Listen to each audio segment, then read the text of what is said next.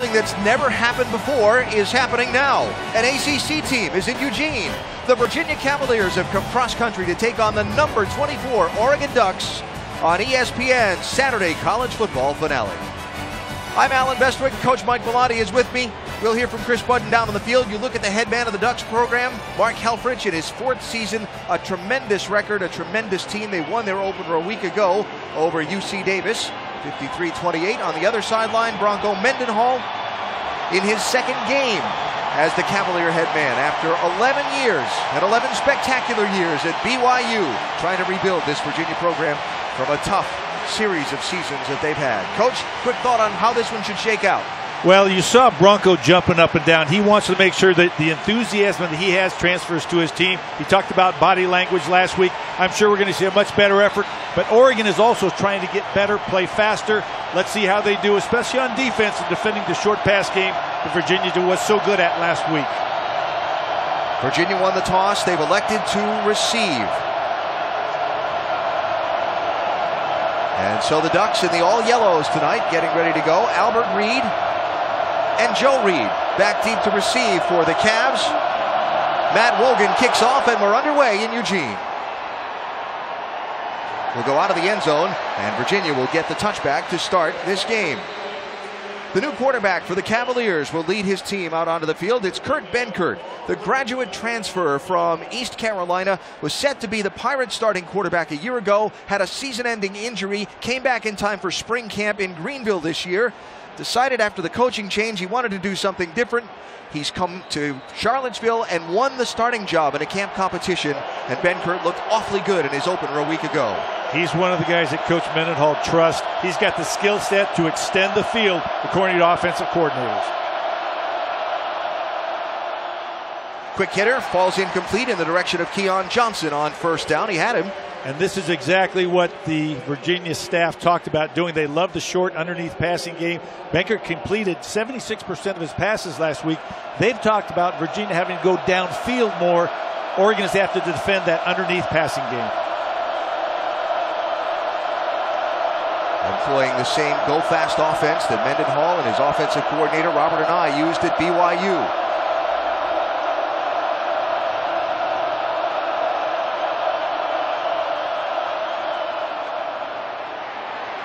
Handoff and a scamper for Albert Reed before he's hit by Troy Dye, the sensational true freshman who made such a splash in the Ducks opener a week ago. Picking up right where he left off, leading tackler last week, true freshman.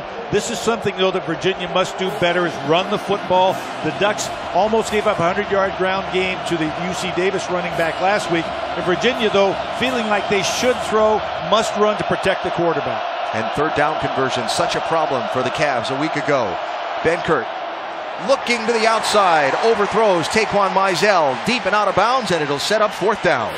Troy Dye, once again, a key player in that. He picked the backup out of the backfield, covered the entire way. The pressure finally forced Benkert to get rid of the football.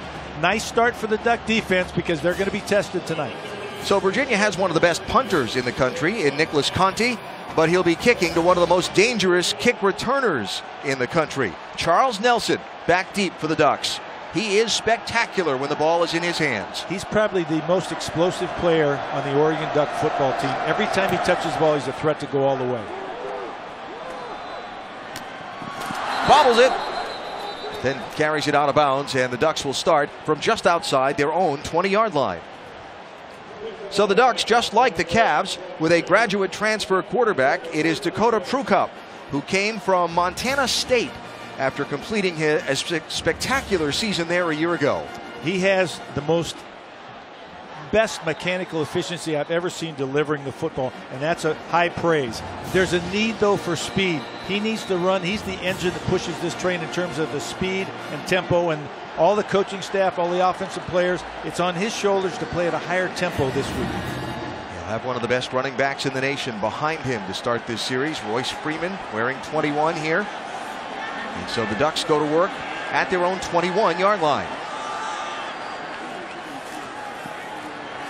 Prukop coming near side and hits his receiver. That is Devin Allen, the U.S. Olympian, who represented the United States in the 110-meter hurdles down in Rio a month ago. And he got back in football shape very quickly. He's starting this week, and they expect him to make a huge contribution. Freeman with his first touch. And it's a good one. Rumbling forward for the Oregon first down. You can tell by the crowd that they love Royce Freeman. He's the king or Cadillac of cars. He's the king of running backs this year, at least as far as Eugene, Oregon. I like that. Rolls Royce. Can I borrow that? You can. He's rolling again. He'll get a very nice 4 or 5 yards here on first down. Freeman set the Oregon record for rushing yards in a season a year ago, which when you think about all the great running backs they've had here, that says something about where he's at. No question. And getting Terrell Crosby and Cameron Hunt back in that offensive line is certainly going to help him also. Near side, incomplete, in and out of the hands of Charles Nelson. You know, one thing, Charles Nelson has bobbled a couple balls in the first game. He bobbled that punt. That was a great punt, by the way, to the sideline that left very little room for him to maneuver. And that was, if I was going to punt to him, I'd tell my punter, put it there. But he's having a little bit of trouble concentrating on the football, probably wanting to do more with it before he really catches and secures the ball. So third down here for the Ducks. Pressure, Prukop blocked. As he tried to dump it in, that ball is bouncing around. They're signaling incomplete, and it'll bring up fourth down. Virginia got a little push as they tried to set up, it looked like, the screen. Yeah, last week Richmond had a lot of success with the screen play, and Oregon had put a lot of screens in this week, but too much pressure right in his face just wasn't allowing him to get the screen off. Most screens can be stopped before they get started by the defense. That was Chris Peace, 13 for Virginia, that got his hand up on it. So back Daniel Ham to receive the punt. That will come off the foot of Ian Wheeler. Boots it from his own 28. Ham takes it at the 24, makes a couple of miss,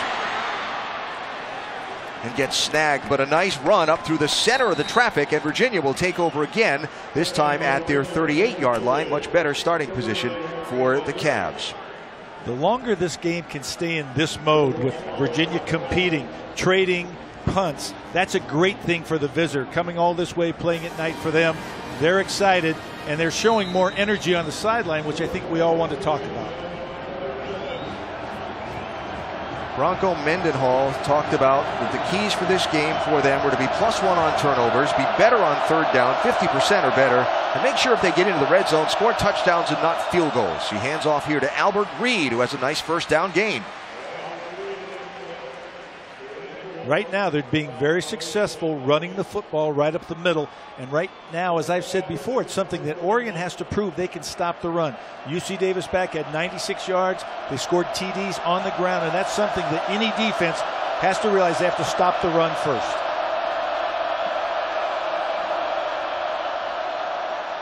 Benkert throws, popped as he caught it, but catching it was Keon Johnson. Tyree Robinson gave him a good stick, but Johnson hang on to the ball, and it's a first down for the Cavs. Keon Johnson is the guy he goes to over the middle. He's big, 6'3", 215, possession type guy, but he trusts him. He's one of the playmakers the Benker's going to look to all day over the middle. Taquan Mizell, 4, is in the backfield for Virginia. He's one to keep an eye on for the Cavs. He'll get his first touch here. Gets a couple going around the far side. Mizell, a senior from Virginia Beach, last year set the ACC record for receiving yards in a season by a running back. That was last year. Last week, he lost 2 fumbles after not getting much contact through spring and fall camp. Sometimes when you take too good a care of a running back, it backfires on you. They did a lot of extra ball security drills, the Smitty's Blaster, which we'll talk about a little bit later, but it was designed to say you cannot turn the ball over when you're trying to create an offensive identity.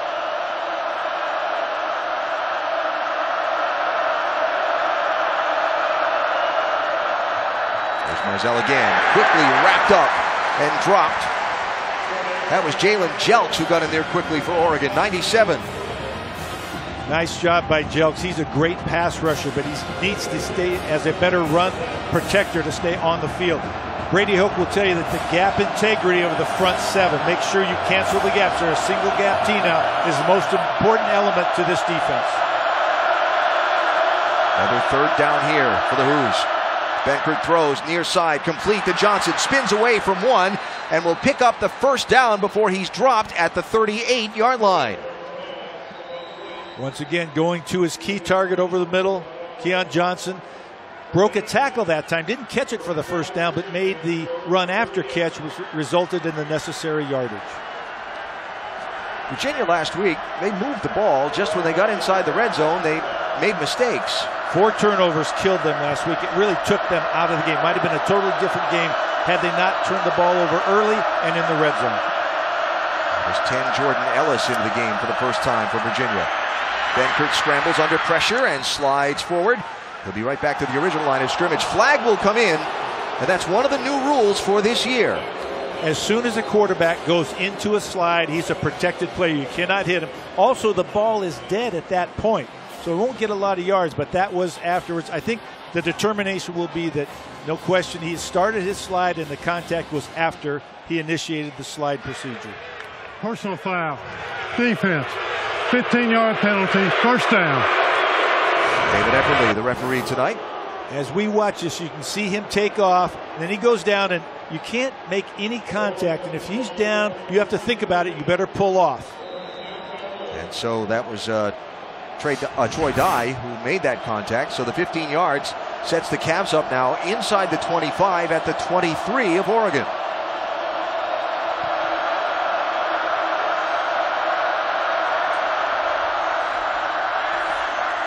Try to set up Mizell. He cuts back this way, picks up a block, runs into that block, and gets down to the 22-yard line. Short gain on first down for a lot of running. You saw some of the things that Mizell can do, though. He's very shifty, very crafty. He trusts his speed, and he trusts his ability to make people miss in the open field. It looks as if both teams are going to utilize the screen play to offset the pass rush of the defense. It's now 35 consecutive games with a reception for Mizell. They give him a yard on the first down. Benkert hands off, coming back this way.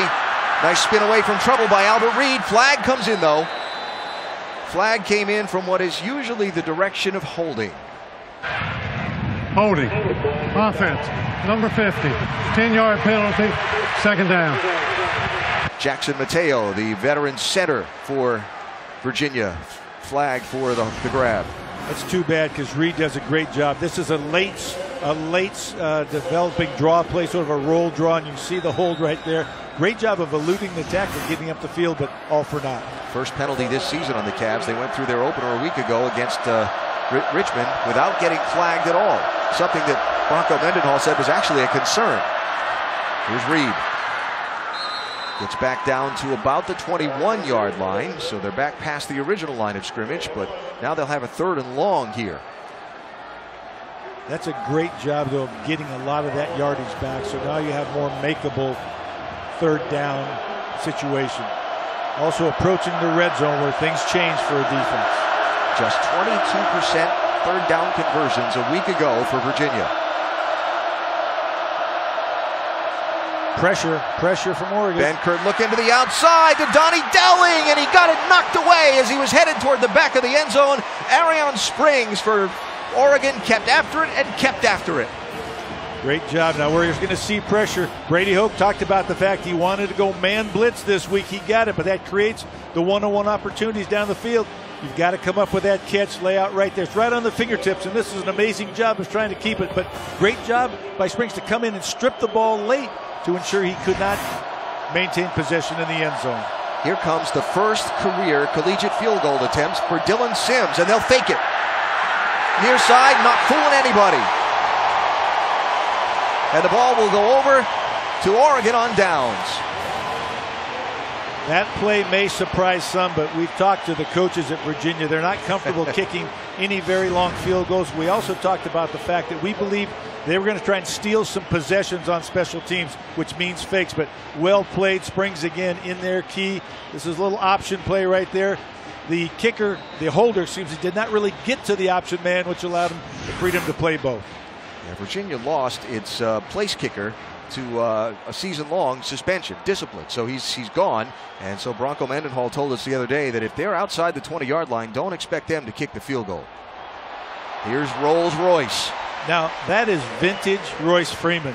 almost stopped in the backfield, stutter step, make a guy miss, just continue, break a couple tackles, and on a play that looked like he'd be stopped for a negative gain, he gains 8 yards.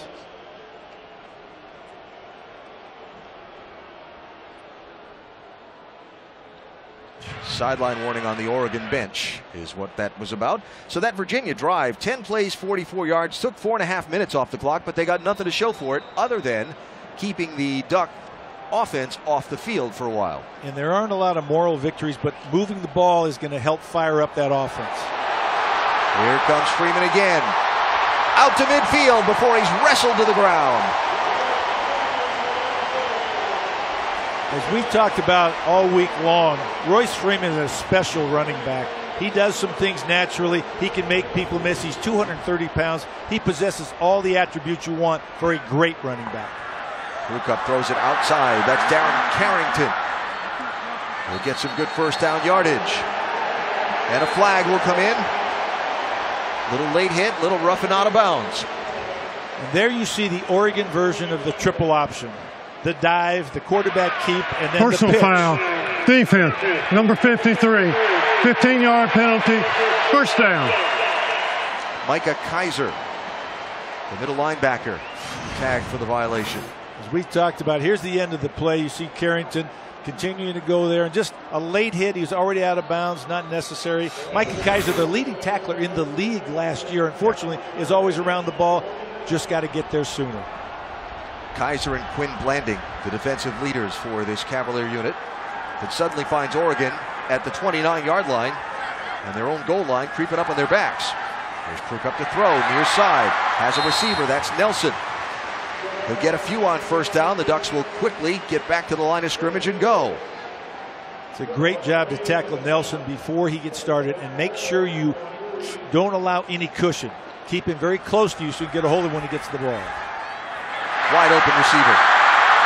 Running for the end zone. Pharaoh Brown, does he get there? No, they'll say he's down at the 2.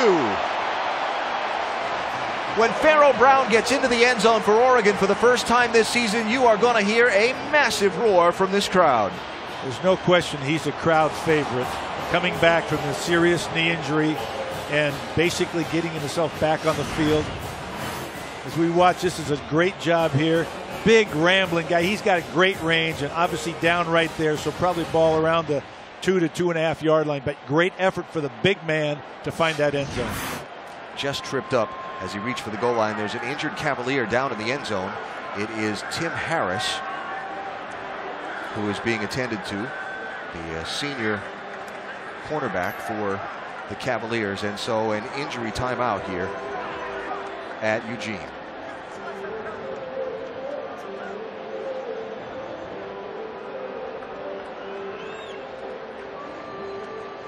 Gives us a minute to say hello from Autzen Stadium. I'm Alan Bestwick. He is the College Football Hall of Famer, Coach Mike Bellotti. Oregon comes in off their opener win a week ago against UC Davis, a game that you were at and got a chance to watch, though there were some questions after the game about that winning performance. There were questions about the tempo. Oregon didn't feel they played as fast as they need to play or want to play.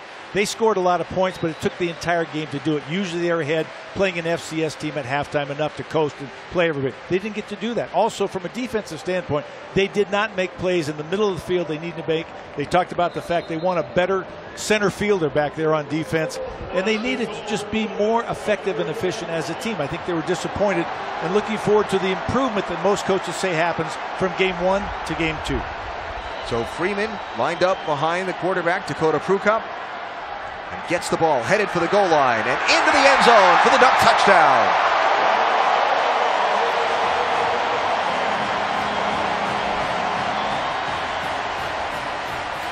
One other comment, a lot of people thought that Royce Freeman didn't touch the ball enough last week. I think Mark Helfrich and the Oregon football staff is going to change that tonight. So last week against UC Davis, they went for 2, the Ducks did, on a lot of point-after tries, including when they were lined up to kick it. Aiden Schneider is a veteran, experienced kicker, but here they go. Charles Nelson, 6, ran 2 two-point PATs in, and look at the intentional penalty by Virginia. Actually pretty smart. Maybe not in the scope of integrity, but now you take away that possibility, let them make them, kick the extra point, as opposed to now the odds of making it from the 8-yard line. Offside. It's a Virginia defense. penalty. Number 53. Yes. Half a distance to the goal. Try for point. So they'll move it a little closer. Oh, now, yeah. Actually, I was thinking it'd be a 5-yard penalty the other way, which would have helped a great deal. Well, that doesn't matter. That actually makes it much easier for them, and it's not going to change their strategy any. Well, Micah Kaiser saw that they weren't lined up correctly to defend that formation, and so he just went up and knocked the center over, and here they go again. So Charles Nelson, 6. Last week ran 2 of these back into the end zone. 1 he threw the other way. Floats it over the top, and it's defended and knocked away, intended for Pharaoh Brown, and the 2-point try is incomplete. Well, the odds are they were 75% completion last week, which you get 2 points, so I think they're willing to stay with that anytime. So the nice drive downfield leading to the Royce Freeman touchdown. You can see a nice job of following his blockers outside and then just lowering his shoulders. They weren't going to stop him outside the end zone. Now this play, they're counting numbers and just saying, okay, here we go. If you cover everybody with one-on-one, and he did get interfered with right there, I think Virginia got away with holding the arm of the intended receiver. So 6 plays, 81 yards, just a minute and a half, and then the failed 2-point try. So 6-0 Ducks, with the key play being Rolls-Royce with that 22-yard run, and then the Pharaoh Brown pass from Dakota Prukop that also went for 22 yards. I wasn't sure that Oregon had a right number of people on their initial attempt. I think they were missing one player. Yeah? Okay. So I think they didn't mind, though, and they didn't worry about counting that much. So while they set up for the kick, we talked about Oregon in their game from a week ago. The Cavs lost to a very good FCS team, but still an FCS team, the 4th ranked in the country. But they lost because they turned the ball over 4 times. Yeah, they didn't give themselves a chance. And I think that Bronco Mendenhall took away from that game that we're young, we're trying to institute some new ideas. But I think the thing that most disappointed him was the response to adversity. His players' body language on the sideline. They didn't respond to the opportunity maybe that they could win or believe that they could win. And he says that's the biggest thing we've got to work on. So Matt Logan to kick. And he will blast that one right through the end zone, and Virginia will start on the touchback. So Bronco Mendenhall changing scenery after 11 very successful seasons in Provo as the head coach at BYU. 10 consecutive winning seasons, and he comes to Virginia because he wanted to be part of building something. And boy, Chris Budden, he has had to tear it right down to the studs in the walls. Yeah, he did. He wanted his team to learn that everything is earned, not given. That includes the numbers and the colors on the jerseys. During spring practice, they could wear only black. Eventually, they were allowed to wear the V-Saber, the blue, and the orange. And then during fall practice, they battled for a draft order to pick their numbers. Only 73 players will get to wear a number. It's amazing. Albert Reed is one of them, and a nice rumble right up the gut on first down. And Broncos earned, not given, and he has made them earn everything, and still feels there's actually, after the game last week, he said there's a lot more work to do here than I perhaps at first thought. And a Bronco Mendenhall team will play great defense. They'll run the ball, they'll throw the ball, they'll use tempo. I'm not surprised at all to see them attempting to run the ball more tonight here against Oregon. Near side throw, a little too tall over Donnie Dowling's hands. Incomplete. You know, one thing about Bronco also, you notice that win, 99 wins at BYU. One more win would qualify him to be in the College Football Hall of Fame. You must have 100 wins at one institution and a more than 600 winning percentage. He walked away from that opportunity because he does want to be part of building something.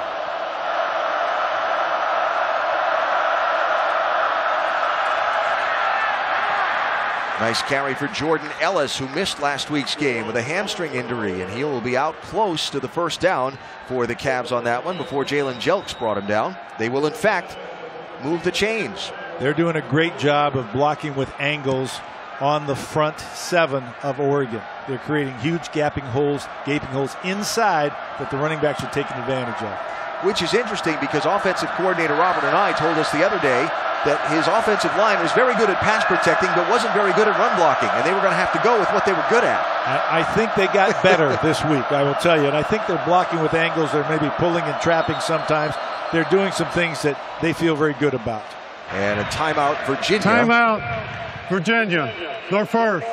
As the play clock was down to 1 second, and they'll take a minute to talk it over. Yeah, Bronco Mendenhall was an interesting explanation from him of why the move from BYU after all those years the other day. He said he began to find himself being reflective and nostalgic, and he got him thinking about what was the happiest he'd been in his life, in his career, and it was when he was building the BYU program. And he said that's what opened his mind up to building something. Then when the Virginia folks called, he looked at it and said, you know, this is going to be a good fit. I won't say he was getting bored going to bowl games and winning 8 or 9 games a season or whatever it was. The reality, though, is he wants to be a builder. He wants to be challenged. He wants to be part of the solution. And I think at BYU it becomes somewhat old hat. And I think the challenge at Virginia, the challenge of building something, every coach that I know that will ask him, what was your best season? Well, it was one when a team changed in front of you. You overcame adversity. You became a winner overnight. They learned to believe that they could win, to trust the players, to trust the coaches, and I think Bronco's looking for that, and I think he'll achieve that here at Virginia. He's certainly attracted to the fact that it's a school where academics are important, and he's a very cerebral guy, and looks forward to being part of building something at an academic school like it is in Charlottesville. So the first down, Benkert to throw, over the top, near side looking for Andre Lavroni, and incomplete. And he was as open as you're probably going to get. That was an errant throw by Benkert. And they love, one of the things they talked about was they want to go from the underneath routes to the intermediate routes with the same efficiency. That's a little bit tougher to do against a good defense. So second down from just inside Oregon territory at the 46-yard line.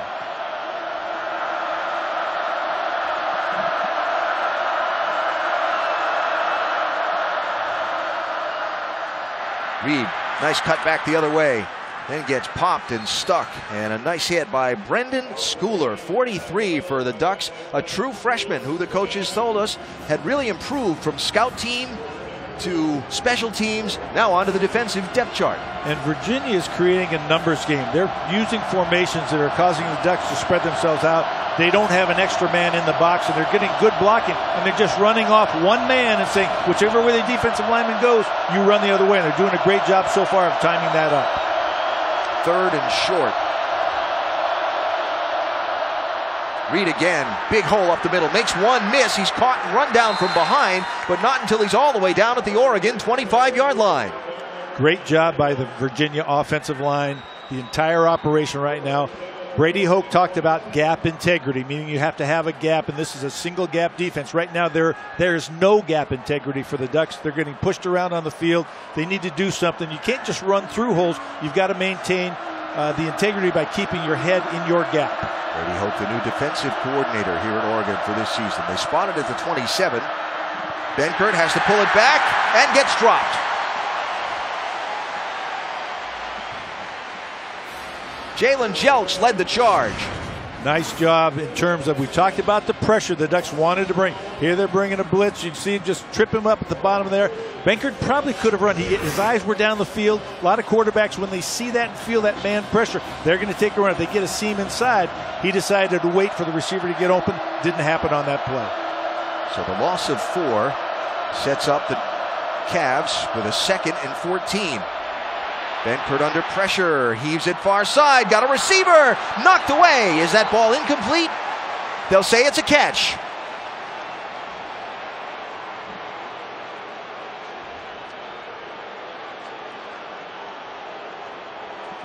Those of you who just watched the spectacular overtime win, Arkansas over TCU, welcome to ESPN's college football finale at Autzen Stadium in Eugene, a first ever ACC team visiting Oregon. It's the Virginia Cavaliers who have just moved the ball down inside the Oregon 10-yard line on their second offensive drive of the game that's gotten down into Duck territory. And it gets into the end zone. Albert Reed with a Cavalier touchdown. The play that set that up was a fake sprint draw that was designed to fool the Oregon defense, and it did. They got a guy behind the secondary. But that was no fake or no foolery. That was simply power running right there, and Oregon has to come up with an answer for the inside running game of Virginia. That drive was, there's Brady Hoke, the new defensive coordinator for Oregon, not liking what he's seeing. Now the point after try by Dylan Sims, the senior kicker, who pushes it wide to the right. So we're even at 6. A drive dominated by running success for the Who's. Albert Reed into the end zone.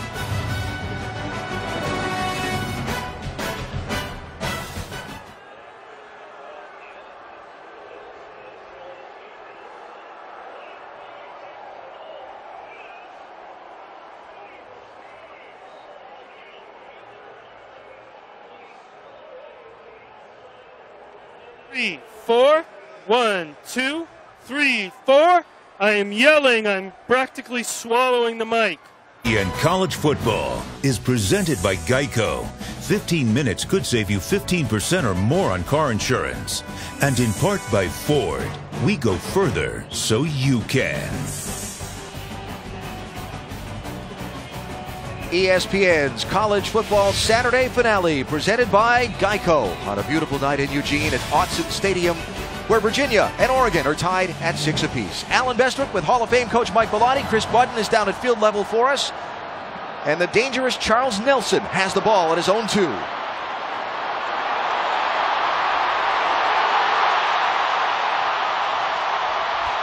Phenomenal field position for the Duck offense to start this drive. Just underway here in Oregon. The Ducks have the ball in just a minute.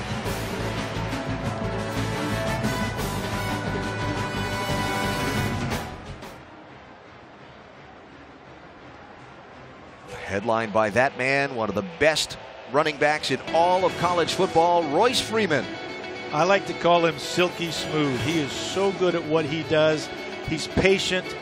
He's powerful. He has all the attributes, and he does it so easily. He makes it look easy. He looks like a cop swinging in and out of traffic in a jam. He doesn't get hit by people. He just makes yards, and he's the unsung hero in this offense. The spread offense is not about glorified passing game. To me, it's about the running game, and Royce Freeman is the engine that pulls the train. Already been in the end zone once tonight. Now the Ducks come out for their 3rd offensive possession. Dakota Prukop is the quarterback, the graduate transfer from Montana State. The dump near side a little short of Darren Carrington and incomplete.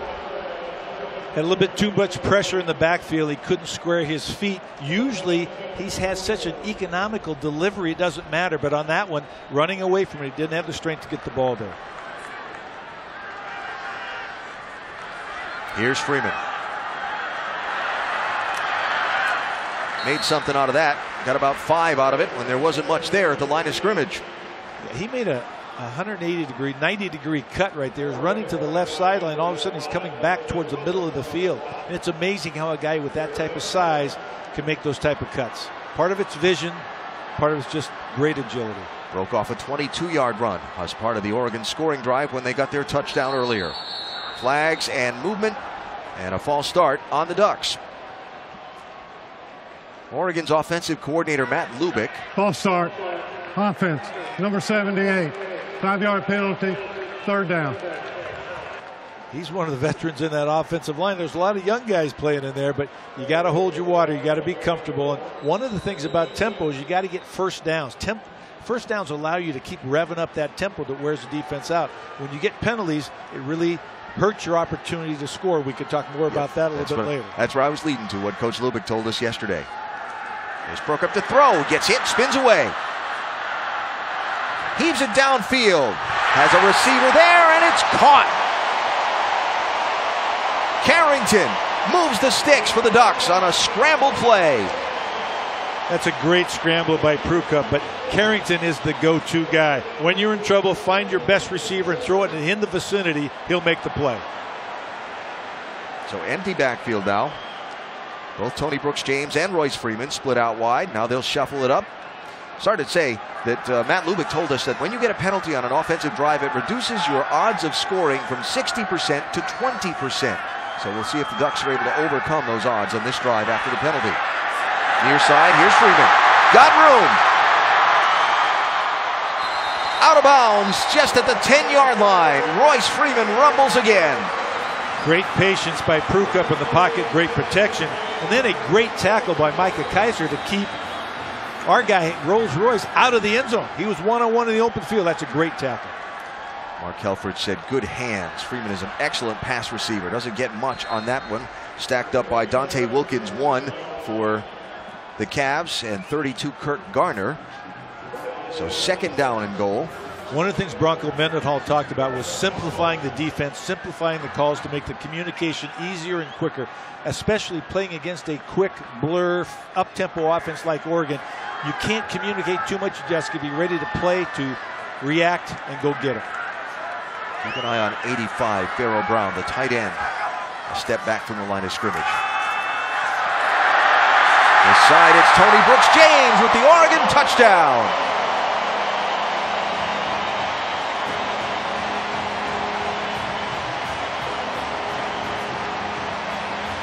Well, they overcame the odds on the offensive penalty on the drive. And Oregon has a wealth of talent at the running back position. Royce Freeman, Kenai Benoit, Tony Brooks-James, Tyus Griffin. I mean, they all have some attribute that singles them out. Freeman, the biggest, toughest, best all-around back. Probably Benoit the next, but then Brooks-James and Griffin, oh my gosh, how fast are they? On their last touchdown, they went for 2, did not make it. Here they go again. This is what they did last week against UC Davis. 6, Charles Nelson ran it in for 2. Now they're going to come back and reset to kick. Play clock's running out. They practice this a lot. They've got the time to get it done. And Aiden Schneider knocks it through.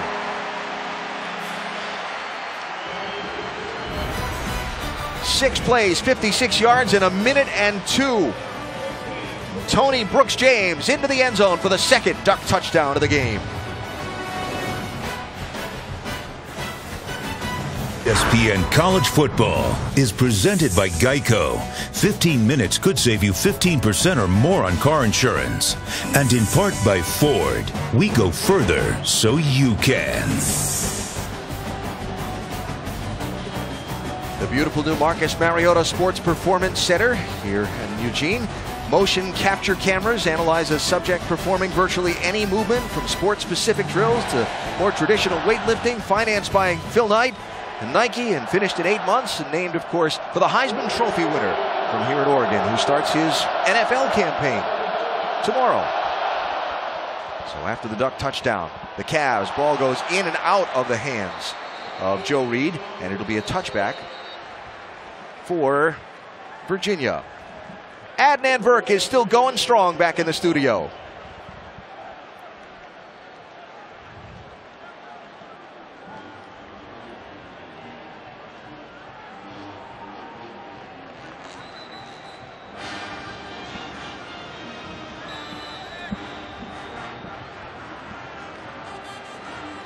All right, Adnan, a lot of great college football still to be played tonight, and we look forward to hearing all about it as we go throughout this one here in Eugene. So Kurt Benkert, the graduate transfer quarterback for the Cavs, brings Virginia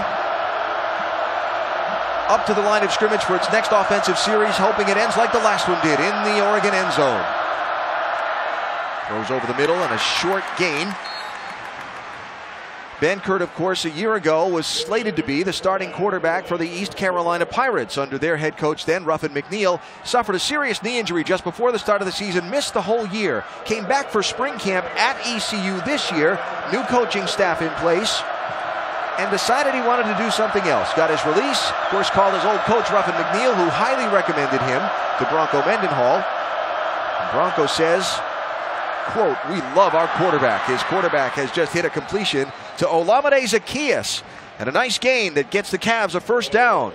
And the other neat thing about Kurt Benkert is he's only a junior. He's one of the few graduate transfers that has 2 years of eligibility. And he is the guy that Bronco most counts on right now to lead that offense. But it's nice to get Zaccheaus involved because he was suspended first half of last game, came in and caught 5 passes in the second half for 75 yards and was sort of the go-to guy. Yeah, was their leading pass receiver last week, despite missing that first half when he turned himself in for a violation of team rules.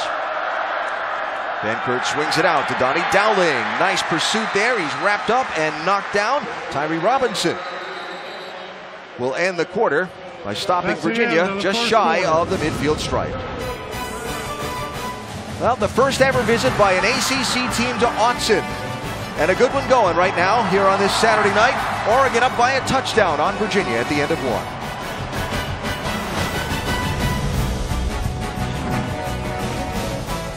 College football, brought to you by Dr. Pepper. It's a college football tradition. And DirecTV. If you call yourself a sports fan, you gotta get DirecTV. Call 1-800-DirecTV. Ready for the second quarter in Eugene. Alan Bestwood, Coach Mike Bellotti, Chris Budden with you on a Saturday night. Virginia with the ball at their own 49-yard line. Kurt Benkert, the Cav quarterback, 3 for 3 throwing on this drive. This time he'll hand it off to Albert Reed, who's had a big game out of the Virginia backfield. And unfortunately, we talked about the gap integrity of the Oregon defense. The linebacker ran up on the same side as the defensive lineman, and the back is just running up there, reading that, breaking off it for a huge gain. That's a serious problem. It's a great thing for Virginia because we talked about them needing to run the football to protect the quarterback. Oregon's got to find a way to stop that running game. 18 yards on that one for Reed, who's up now to 84 already in the game, and we've just started the second quarter. I'd keep handing him the rock if it keeps working. I would too, I think. Yeah. I'll tell you what. All right, question about it. Coach, let's take a look at Virginia and Oregon's plan for success, brought to you by Northwestern Mutual. Well, from my perspective, Virginia has to run the ball, which they're doing, and do not turn the ball over, which cost them last week. And then pressure the quarterback and contest deep balls. If you flip that, Oregon's got to get first downs and play with tempo. I'm still not sure they've achieved that completely, but then also play well against the underneath routes on defense, because that's what Virginia did so well last week. Quick injury timeout. Jack McDonald, the junior right guard for the Cavs, was down on the turf. He is walking off, which is good to see, though you're obviously limping some there. And I think at this point we've talked, I think the Virginia team has responded to Coach Mendenhall's challenge of energy on the sideline and the right kind of body language, because I think they're acting like they're in this football game, which they are. They sure are. So they're down to the 30-yard line of Oregon with a first, checked out a 2nd and 7. Going to be a holding call there. Benkert will throw it low to the near sideline. It was incomplete, and it's going to cost them some yards. And that's one of those penalties when you talk about it, that 20% to 60% or vice versa, and you don't want that. This is going to be a big one.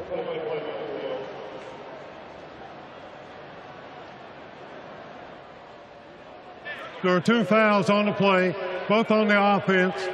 Ineligible downfield, number 50. That penalty is declined.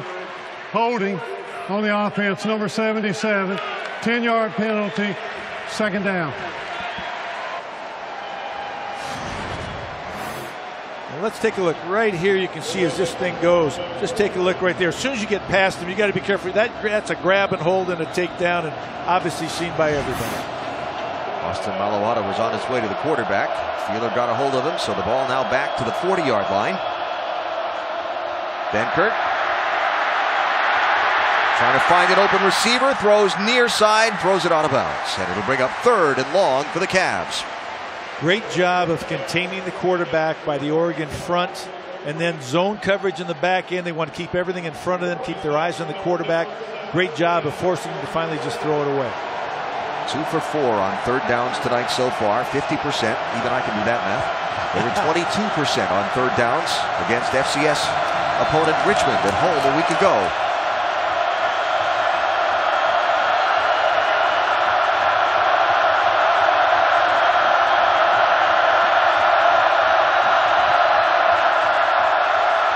Benkert throws the far ball to the sidelines and overthrows Andre Lavroni, incomplete. It'll be 4th down.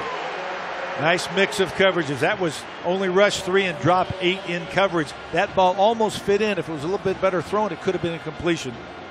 So it's 4th and 17, and they're well beyond field goal range. So you punt this one and try and flip the field position on the Ducks and pin them back deep. We've talked about the fact that I still believe they're going to try to steal some plays on special teams. I would keep a defensive presence on the field, which I believe Oregon is doing right now. This is their safe punt return. Nicholas Conti's an excellent punter for the Cavs. Charles Nelson is a dangerous returner for the Ducks. Oh, look at that kick. Talk about pinning them deep. Conti drops it dead with the backspin on it inside the 2-yard line. What a beauty.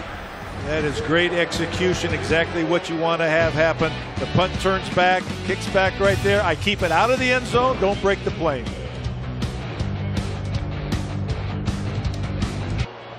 Seven-point lead for the Ducks as Dakota Prukop, their quarterback, leads the Oregon offense onto the field. Prukop, the graduate transfer, last year played at FCS Montana State and was just amazing. Threw for over 3,000 yards, passing 63% completions. Now he has the Ducks offense backed up to their goal line. He'll keep it himself and pitch it wide. Dwayne Stanford connects with his quarterback in an unconventional way, and instead of being backed up to their goal line, the Ducks are already out across the 25. That's not exactly how you drop the option, but the reality is it's always there for you. Great awareness by the quarterback, and I was going to say, don't seem surprised to they'll try to get some room down there. This is the option. Great read by him, gets past the first guy. Then you get to the outside because that's what you want to do to protect yourself. You also have the pitch guy there. Nice job. Whoa, that's a great job. They just got by that guy who was coming to get him. And Stanford, not the fastest guy, but in perfect pitch position. Virginia player was down for a moment and has come off to the near sideline, so Oregon goes to work. It was Kelvin Rainey for Virginia who was injured. Oregon out to the 24-yard line now, and a fresh set of downs for the Ducks. Prukop in his opener for Oregon last week, 21 of 30, a 70% passer, 3 touchdowns, didn't turn the ball over. But yet, you got the sense from Mark Helfrich, well, you didn't get the sense, he just told us directly, there were things they needed to improve on from week 1 to week 2. Here's Royce. Royce Freeman out across the 40-yard line before he's knocked down. I believe there's some confusion. I think the quarterback changed the play and ran it into the boundary as opposed to the field. They flipped the backs and stuff. But you're right. Dakota Prukop is one of the most mechanically efficient quarterbacks I've ever seen in terms of his release. He doesn't move his feet a lot. He's always ready to throw, and that's contributed to his accuracy. Freeman again. That would be a cloud of dust play on that one, but he ground out about 2 or 3. That was a rugby scrum. There was a lot of bodies in there on that one. That's typically not what you want to do with the spread offense. Yeah. Spread them out and then run where everybody is. Run where they ain't. Give him 4. Charles Nelson is the other one in the backfield with Freeman now for this play.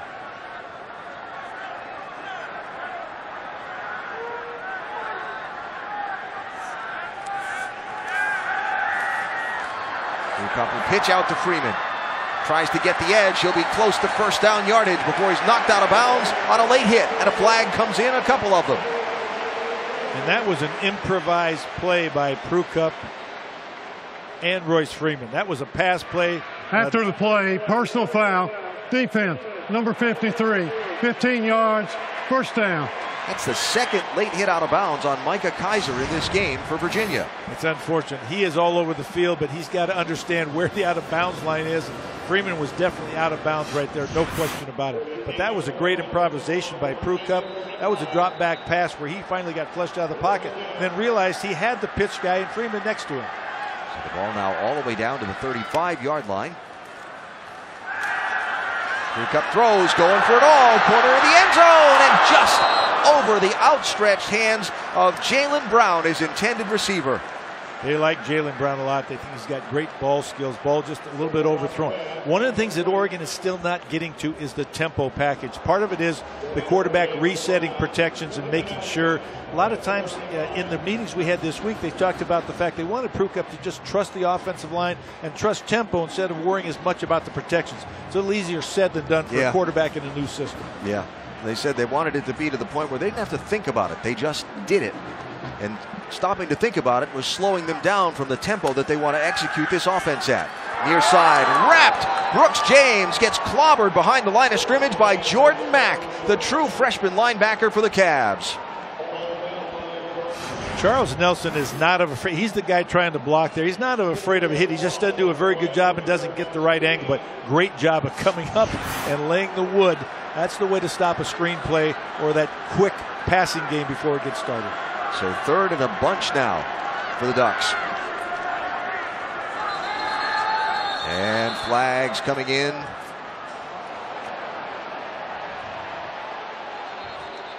They're going to back him up 5 more, I believe. I think the right side of the line, the receiver got off a little quick on the count.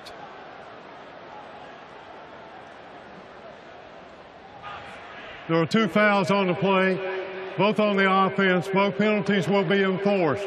False start, offense number 88. After the play, personal foul, number 78. 15-yard, third down. Now, I guarantee you, double penalties, that 60% chance to score on a drive went down to 20. It might get down less after this, because when you're talking about third and a long ways. There's Cameron Hunt, the senior leader of this offensive line. 78, and he's the one that picked up the personal foul. Let's see where it goes. It just continues. It just was late, and it really wasn't. He was just continuing the play. I'm not sure I would have called that, but he did continue really after the whistle. That's the problem. Now it's third and Lane County here. Ball backed all the way up to their own 39-yard line after both fouls enforced.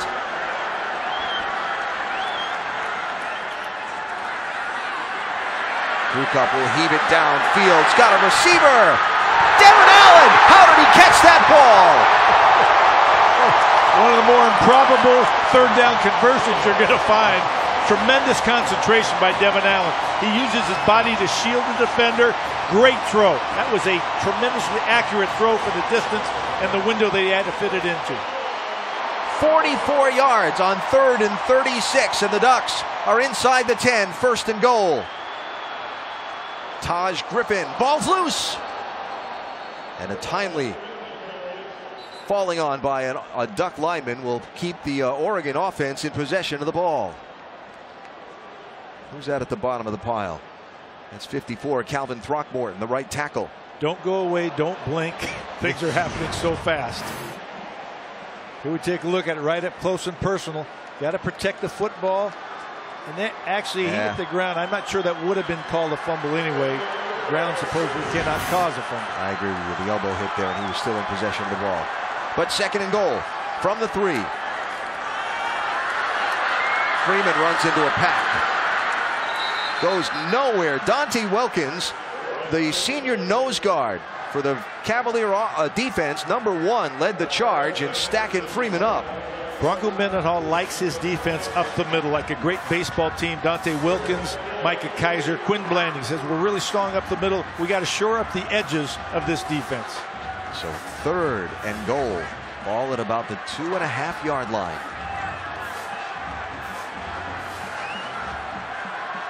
What will they do? I'd move the quarterback, give him a run-pass option. Nelson in motion. Here's Prukop, throws wide open in the end zone, and touchdown, Wayne Stanford.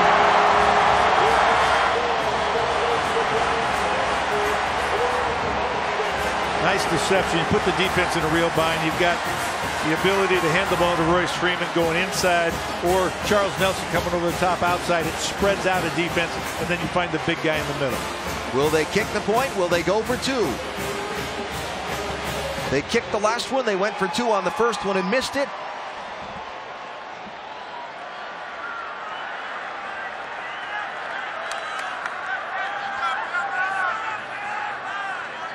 They'll kick this one. And Aiden Schneider's kick is true. A drive that started on their own 1-yard line, aided by a third and 36 where they got 44 yards on it. On this pass to Olympian Devin Allen. And Oregon expands their lead on this touchdown.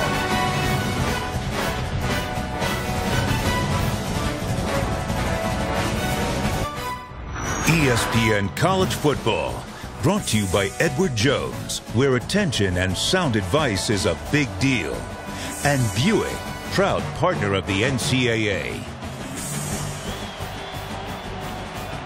What a drive by the Oregon offense from their own 1-yard line into the end zone. 10 plays, 99 yards, and now a 20-6 advantage for the Ducks over the Virginia Cavs. Matt Wogan now kicking into the wind. That always blows from camera left to camera right here. He'll short kick it. Scooped up at the 4 by Albert Reed. Nice return. All the way out to the 45-yard line before he's knocked out of bounds. Reed having a monster game for the Cavs here so far. 87 yards rushing and that kick return. So one of the bright spots for Bronco Mendenhall's team. The new head coach in his second game as the head man of the Cavs, Chris. He's certainly trying to change the culture at Virginia, so he stripped away everything, even the colors. During spring practice, they could wear only black. The point was that everything is earned, not given. Even their numbers. After fall camp, they had a draft. The hardest working player got to pick his number first, and only 73 players get the right to wear a number. He said his team right now is hopeful, but confidence must be earned. Benkert throws near side, complete to Keon Johnson. Yeah, Bronco said that the night they had that number draft, he called one of the greatest nights of his career, and he said it will be a regular part of this Virginia program going forward.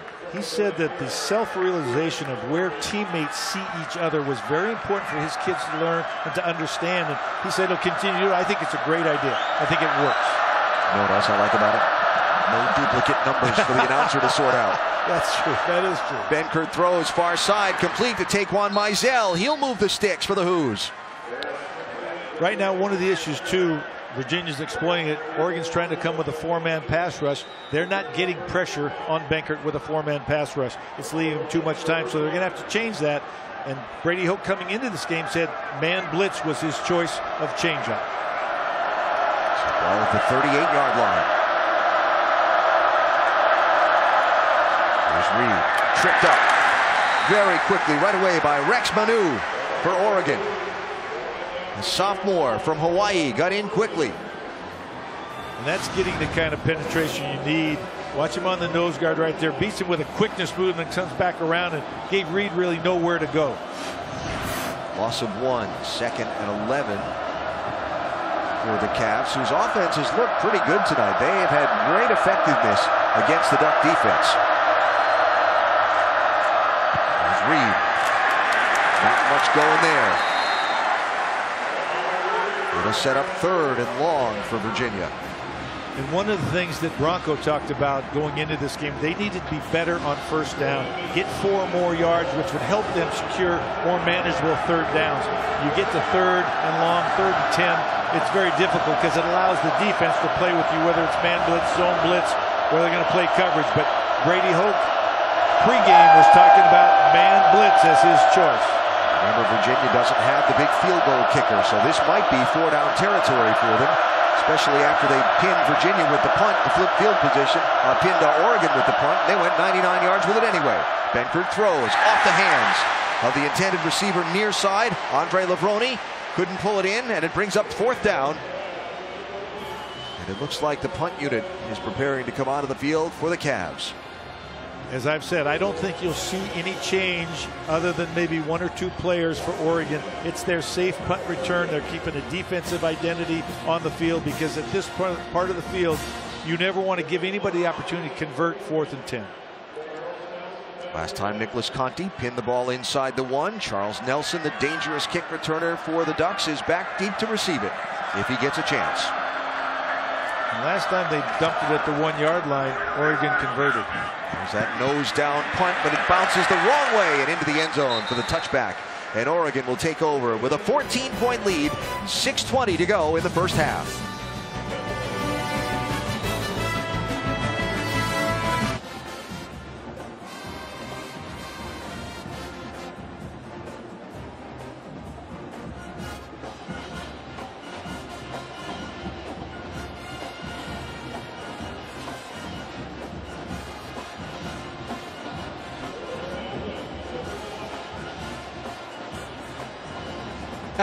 Stately, is that what I heard? Very nice. All compliments cheerfully accepted, Adnan. Oregon's ball at their own 20 after the punt into the end zone. Dakota Prukop will get dropped. Stephen Wright got in there, number 20 for the Cavs, and they'll drop him back 5 yards. During that TV timeout, after the punt, Warren Kraft of Virginia was down on the turf for a while. He eventually got up and walked off under his own power. Little scrambling on the Cavs defense here. And here comes Freeman. Zach Bradshaw knocks him down, but he's out to the 25. Made up the loss from the previous play. Got him 5 more. Yeah, they're in a very manageable third down situation now, which opens up the playbook. 3rd and 5. You can run, you can throw it, you can run the zone read. They've got a variety of options. 90 yards of rushing for Freeman already, still in the first half. He motions away. Prukop keeps. He'll get the first down, lunging to the marker. I say that, check the spot, might be close. Nope, they're going to give him the first down. And the Ducks, after that fresh set of downs, come to the line quickly, as that tempo offense already is. Here's the throw to the outside, knocked away. And as Oregon would tell you, first downs beget tempo. It allows you to tempo the other team. They can't substitute, keep the same guys on the field, get them more tired, but you have to execute on first down.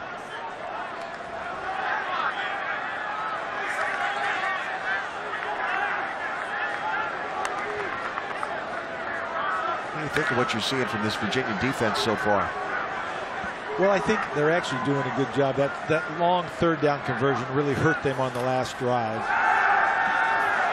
Prukop throws it away as he's being wrestled to the ground. But I think they're doing a good job of trying to pressure the quarterback, which we talked about. Here's just overpowering everybody. And nice job. He gets out of the tackle box, so you can throw that away. But that's relentless pressure from that Virginia defense, and that's what you need against this talented Duck offense. Bronco Mendenhall called his defense youthful and fragile mentally after last week. But obviously they've come in here and gained some confidence over the course of this game. Now see if they can get a stop on 3rd and 10. Into the hands of Farrell Brown. He'll be close, but he'll be shy of first down yardage. Now is an interesting dilemma for Oregon and Mark Helford. So they have a penchant personal foul, roughing the passer on the defense, number 13, 15-yard penalty, first down. And it really doesn't matter. Yeah. Chris Peace flagged for the foul. You see him coming off the edge here, and the ball's gone. He continues. If he laid off right there instead of taking him to the ground, I think he'd be okay. But right there, when you wrap up and take him to the ground after the ball's away, that's going to get called. So after not being penalized a week ago, that's the 6th penalty on the Cavs. And gives the Ducks a fresh set of downs, and Royce Freeman tries to make him pay. He'll be across the 40, down to about the 38 before Stephen Wright brings him down. And so Freeman, with that yardage, moves into the all-time career top 10 for all-purpose yards here at Oregon. And he'll add more to his total here. Plus, I believe that probably puts him over 100 yards on the night, at least at this point. 106. Yeah. And what he got on that carry.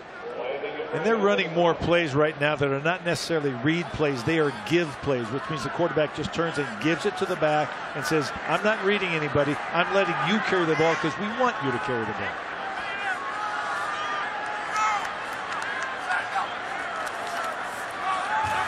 Prukop to keep. He'll slide down. Just at the 25-yard line, but he slid sideways, didn't really slide feet first. The other thing, this Blur offense challenges the conditioning and the fatigue factor for the defense. And I think Virginia's defense has been on the field a long time now. Going the other way, Kenai Benoit will be inside the 20. Well, these Ducks have a whole flock of running backs. That's a great way to put it. They do have a flock, and they're all very talented. Some are very fast, others are powerful, but the combination keeps you off balance. There's the junior from Phoenix. And here's Farrell Brown. But what a story Brown is to see him catching passes. Remember a couple of years ago, had a devastating injury on November 8th, 2014. Had not just ACL, MCL damage, but circulatory damage. Nearly lost his leg. missed all of last year, grueling rehab, got back to action for the first time last week, and he is so happy to be playing football. And listen to the roar!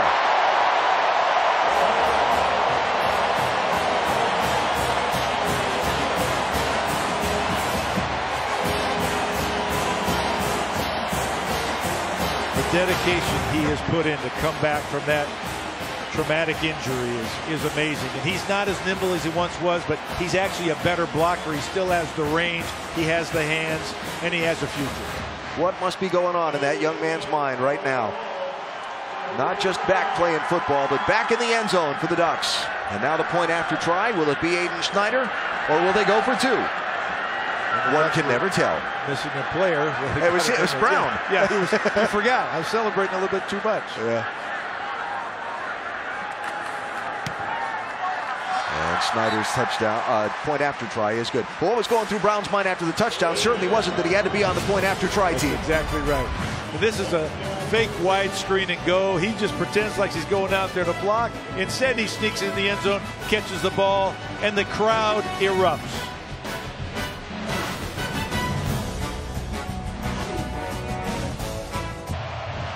ESPN's college football Saturday finale presented by Geico, Autzen Stadium in Eugene, where Pharaoh Brown's touchdown gives the Oregon Ducks a 3-touchdown lead over the Virginia Cavs.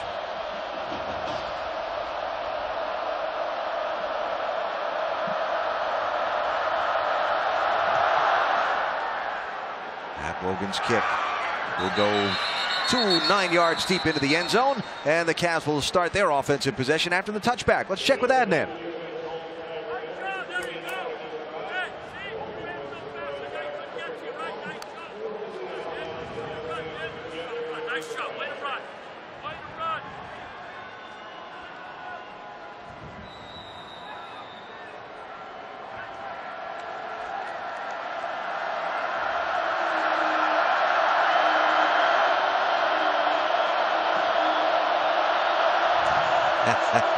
Been there a time or 1,000, Adnan, for sure.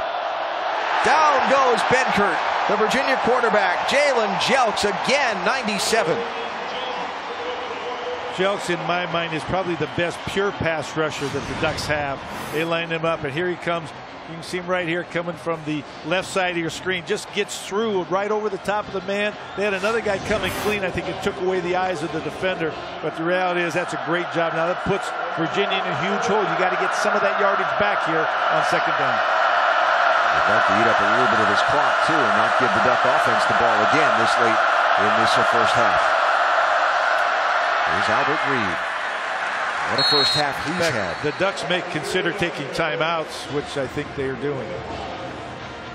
So a timeout gives us an opportunity to talk about week 1 of NFL action. An invitation for you to kick off your NFL Sunday with us here on ESPN, starting at 10 a.m. Eastern. NFL Sunday Insiders brings you all the injury news, fantasy updates, and early breaking stories. And then at 11, Chris Berman joined by the new Sunday NFL Countdown crew.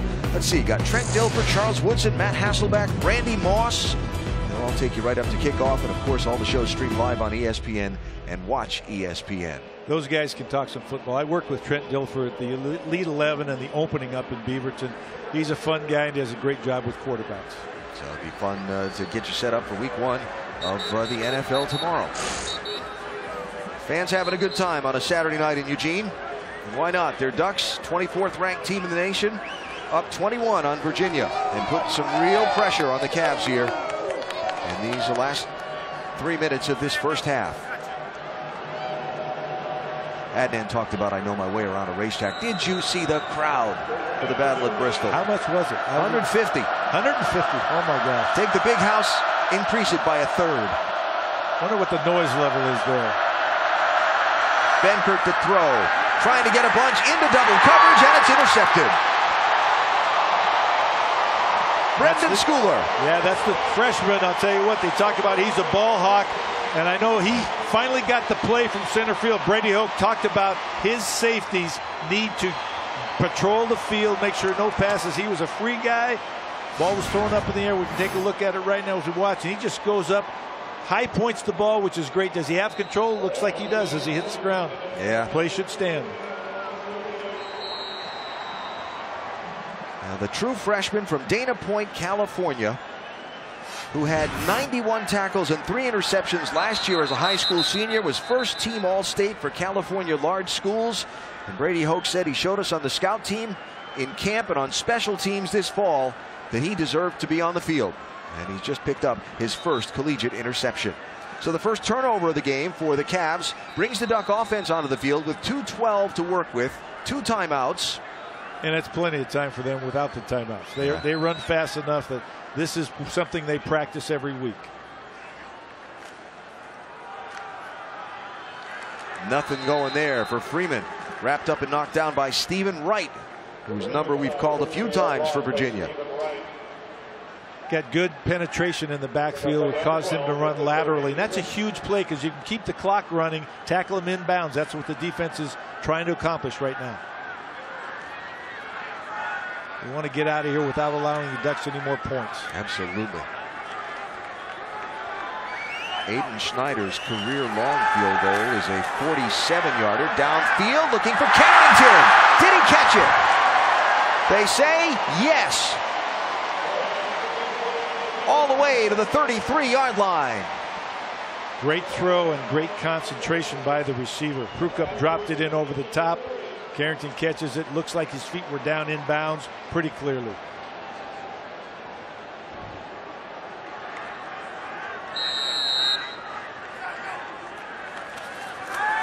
Prukop to throw again, looking for more. And Carrington just tackled on the outside by Miles Robinson.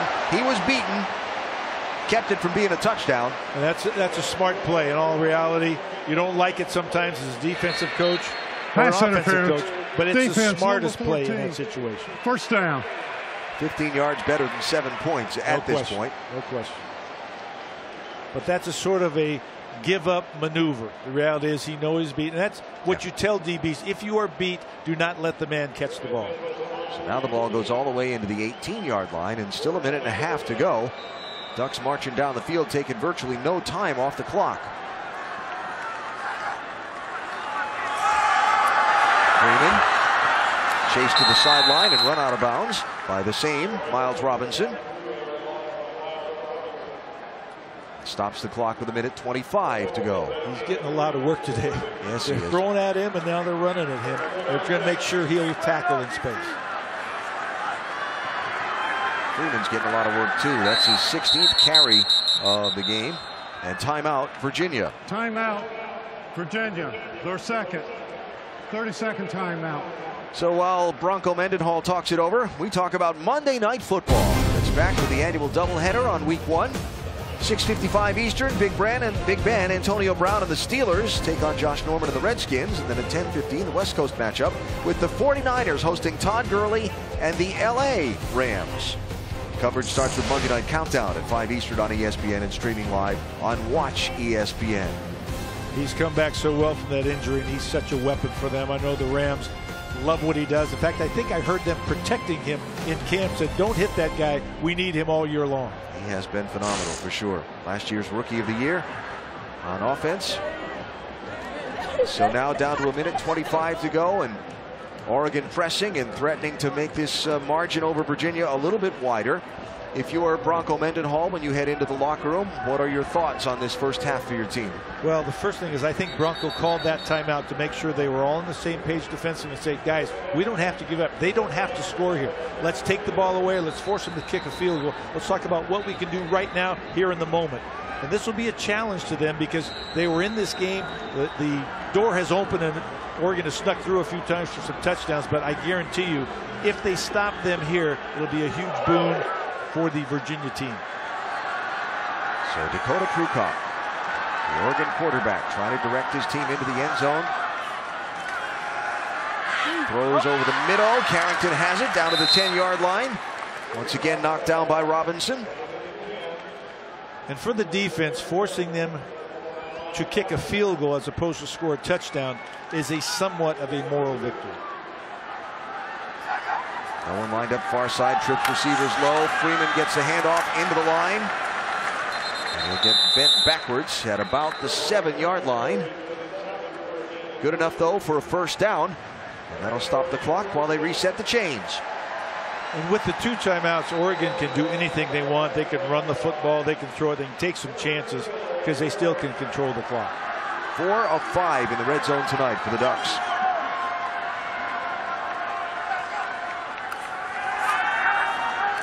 Prukop with time and a receiver knocked away from Devin Allen. Juan Thornhill got a hand in there and knocked it away. Did a good job. Devin Allen couldn't quite get that other arm free. They were caught and tangled and wanted to get both hands on the ball. Nice patience by Prukop, a nice protection by the Ducks to allow him to run that route that long. Devin Allen just back with the football team not all that long after his trip down to Rio, where he finished 5th in the 110-meter hurdles for the United States. Straight line speed not a problem, but according to defensive coordinator Brady Hoke, cutting is something he had to relearn football skills-wise. Freeman taken out of bounds at the 1. Clock stopped. That was a pressure situation. They brought an extra guy off the edge. But Freeman wants to prove also that he's a quality receiver. He spends a lot of time working on this. Nice catch and transition from catch to run right there. Almost scored.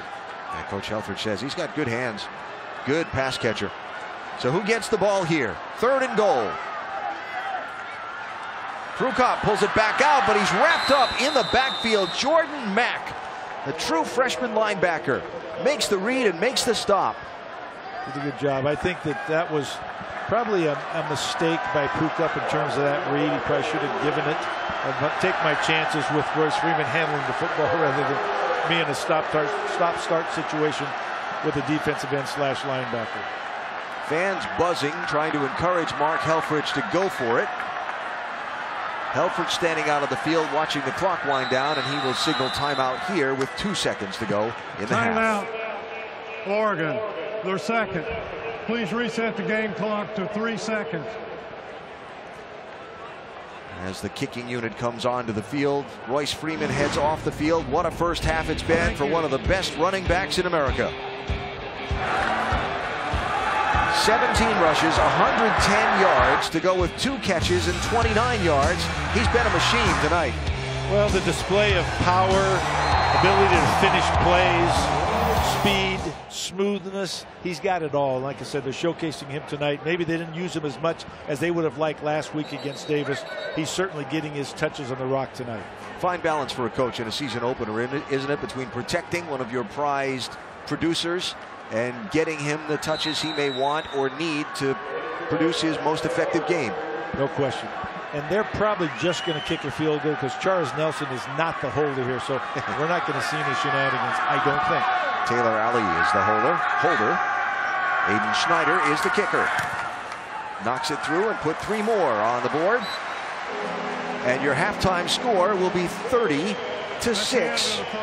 after a 59-yard drive in 9 plays that soaked up the final 2:12 of this first half. The BMW halftime report now to the studio and Adnan Burke.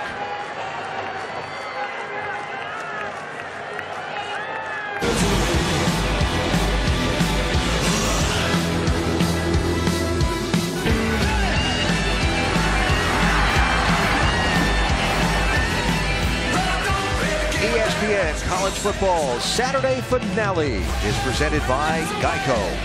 That game coming to you tonight from Autzen Stadium in Eugene, where the homestanding Oregon Ducks, the 24th ranked team in the country, have opened up a 30-6 lead on the visiting Virginia Cavaliers in the first ever visit to Autzen by an ACC team. Alan Bestwick with College Football Hall of Famer Coach Mike Bellotti. The Duck offense has been led by their star running back and their quarterback, no question. Prukop throwing for over 200, Royce Freeman running for over 100, but it's the efficiency of the Duck offense. 5 for 5 in the red zone, 5 out of 7 on 3rd downs. They're really playing efficient. They're spreading the ball around. Stanford catching the touchdown, and Dakota Prukop moving it, finding the right receiver, and certainly bringing the crowd to their feet with a touchdown to Farrell Brown. Hey, you talk about every Oregon play involves some sort of read. Well, Prukop's made the right reads, and when the read's been to put the ball in the hands of Freeman, Freeman has delivered. He has delivered. He has uncorked a little bit tonight. I think people thought he was sort of the hidden gem last week. He's not hidden anymore, and he certainly played his role tonight. So over 100 yards in rushing already for Freeman. That doesn't even include the receptions that he's had. Been a big night for the star running back of the Oregon Ducks. So 24 straight unanswered points at the end of this first half. At the end of the first half. And Oregon gets the ball right here to start too. So has put the Cavs in quite a hole. Is where I was going with that. Now they're going to find out. Bronco Mendenhall is going to find out what his team's made of here. Second half kickoff dropped at the 5-yard line, picked back up again. Brooks James will make something out of it, out to the 20-yard line. Let's check downstairs for more on Mendenhall and the Cavs with Chris Budden. Well, as you and Coach have said, Bronco Mendenhall has been stressing body language all week. How will they react now down 24 points? Earlier this week, he showed them film of BYU last year in the bowl game when they were down 21 points, and they were cheering, kept their heads up. And then he showed them video from their game last week against Richmond when they were moping. No one was talking to each other. So we'll have to see how that message resonates the rest of this second half. Yeah, Chris, you knew it was going to be a big test for them coming west. First of all, just coming out here to play at Autzen, one of the toughest home fields to come into in all of college football. But now facing this deficit, Bronco's going to get a real read on his team's character here. Well, the time zone difference, the quality and caliber of the opponent, you're right, the score right now. I think as we watch this game, watch how it develops on the sideline, because as a coach, you want your kids to believe that they can win and to trust each other, trust the coaches. We're going to put in a plan. Sometimes it doesn't always work, but it's eventually got to work out because you got to believe in it first. Freeman's not done getting his touches. A couple there to start this second half for Freeman. Bronco Mendenhall talked about last week that from what he saw from his team, he said, paraphrasing here, but he might have misjudged the volume of the rebuilding job that was going to face him with this team. Trying to get them to believe. That's true, because he likes this team, and he liked the grit and determination they did in the conditioning workouts and weight training. Prukop hit as he throws, and it falls incomplete, sorry. He didn't like how that transferred to the game. He didn't see the same determination. He says, guys, take that same effort and intensity into the games. And they're doing it right now. Just to come out this first, the key drive in my mind of every game is the first one in the third period. When you come out, what's going to happen? No matter what the score is, can we set a tone for the game? Are we going to compete? Are we going to try to win this game? Do we believe we can win? Yep. We're going to find out from Bronco tonight. Well, defense generated a 3-and-out. Ian Wheeler to punt. Daniel Ham back to receive it.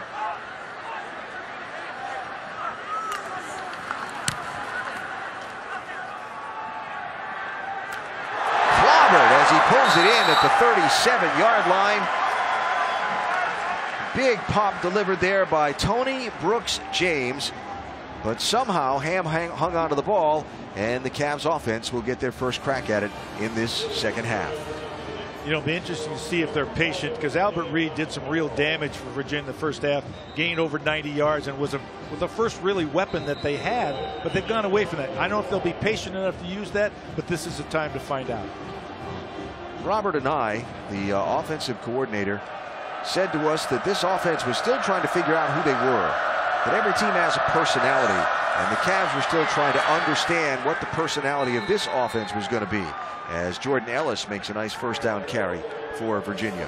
If they can repeat what they did right there, 7 or 8 yards a carry, that can become their personality. And it's still a factor that Oregon has to stop the run. I don't think they did a great job in the first half. I'm sure that's what Brady Hoke talked about. But Virginia comes right out and bangs off 8 yards in the first carry. Bencourt will throw on the outside, brought in nicely by Donnie Dowling. Made a nice adjustment to get back to the ball. As the team gets some first downs, watch the energy and enthusiasm on the sidelines. Are their kids up cheering the people on that are on the field? That's going to be key. To me, agree or disagree, the difference in the first half were 2 drives. One, the first one where Virginia drove the ball all the way down deep into Oregon territory and came away with no points. And then the other one where the punter dropped the ball at the 1-yard line, and the Oregon offense went 99 yards the other way. And remember, there was a huge third down conversion on that. There was third and 36, yeah. Half a mile or whatever it was. Yeah. And you're right. And those were 2 differences in this game, because it was a pretty close, hard-fought game up until that point. Oregon rattled off a few at the end. But the key right now is for Oregon to continue to play at the level they want to play, regardless of the opponent. It's not about the opponent. I would say Bronco Mendenhall would say the same thing about his team. Doesn't matter who we're playing. It's about us, guys. We need to execute better on both sides of the ball.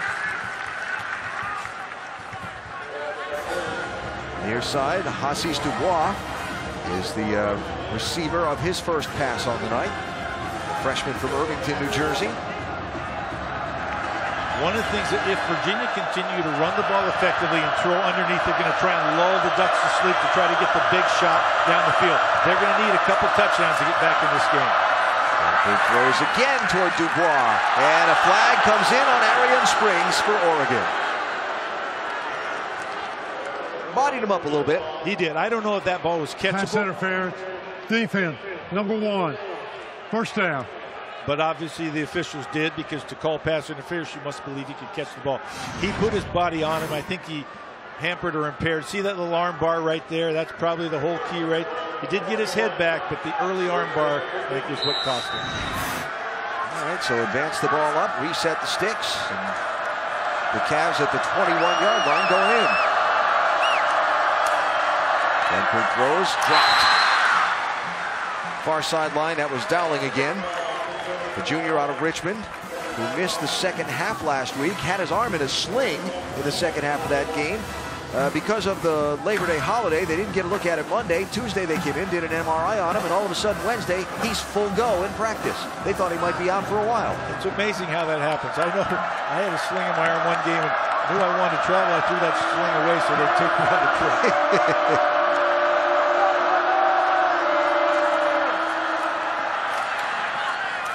Taquan Mizell with the carry before Daquan McDowell knocks him down. Haven't seen Mizell a lot tonight, but then why would you when Albert Reed has been having such a great night running the ball?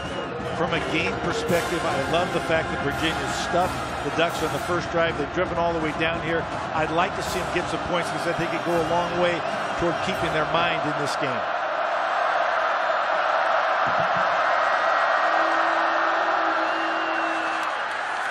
Mizell again. He'll rumble for a few. Will he get enough to get the first? Check the spot. It's very close. He and a lot of the Cavaliers have already signaled first down. I think they believe they got it. And signaled indeed. It is first down. So it's not first and goal because they're just outside the 10. Which I used to love as a coach because you can call plays a little bit differently. Know you can get that first down there. Benford throws near side. Olamide Zaccheaus gets inside the 5 before he's chased out at the 3. Zaccheaus, the sophomore from Philadelphia, led the team in receiving yards last week despite sitting out the first half by turning himself in for a violation of team rules. He catches the ball like a wide receiver, but once he has it, he runs like a running back. He's compact. He's 190 pounds. He's a playmaker for him.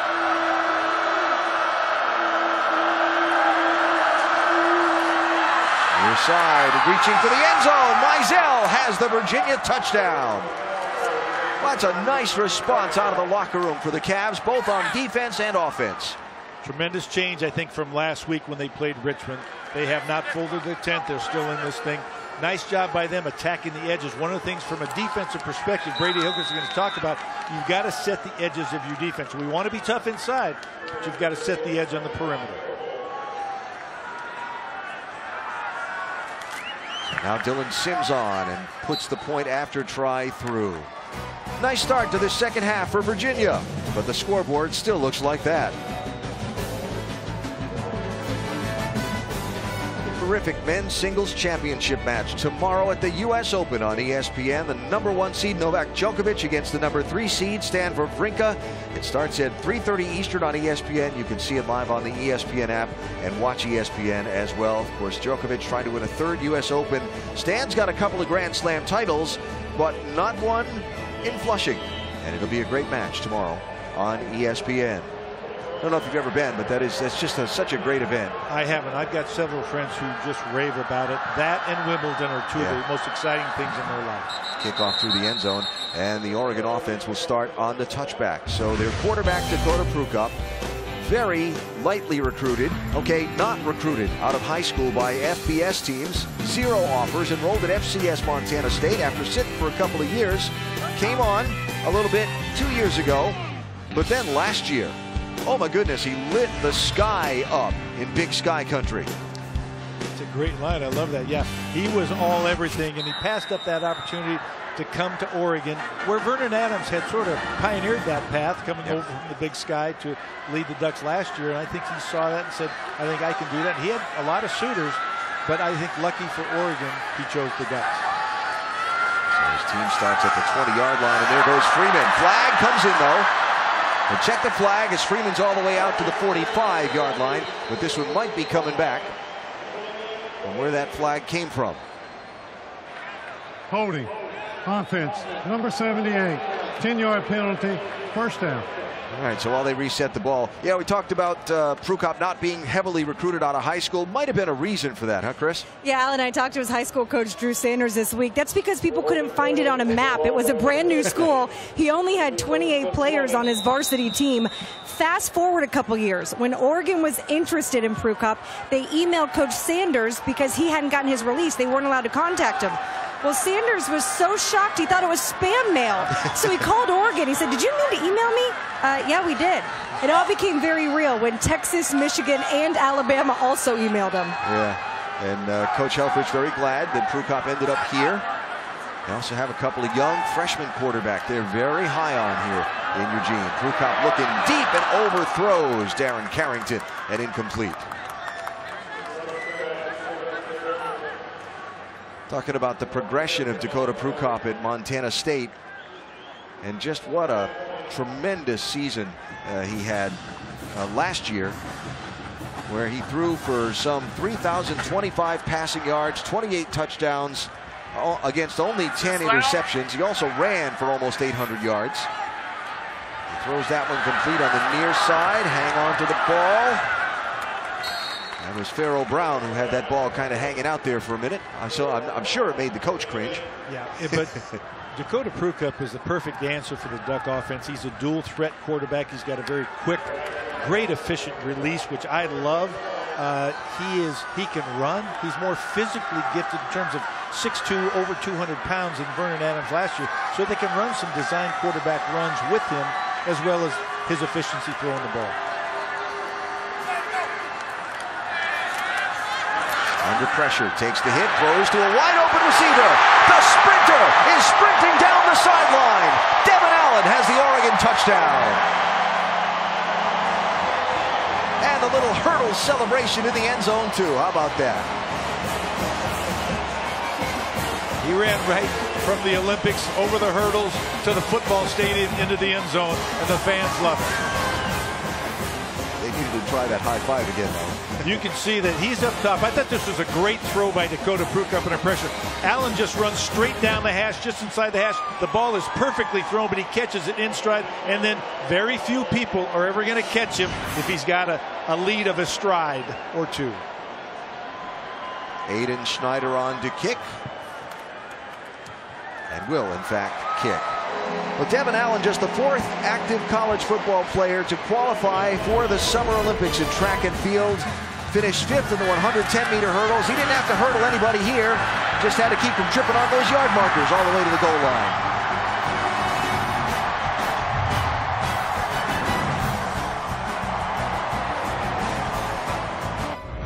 ESPN College Football, brought to you by Cinnamon Toast Crunch and Nissan, premier partner of the Heisman Trophy.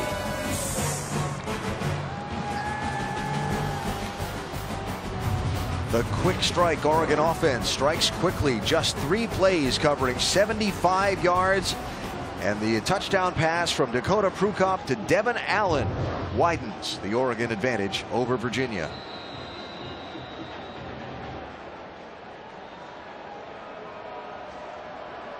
Interesting, because it was a 77-yard touchdown pass. The drive officially 75 yards, but remember, they lost a couple. That was 3rd and 12 when they scored there.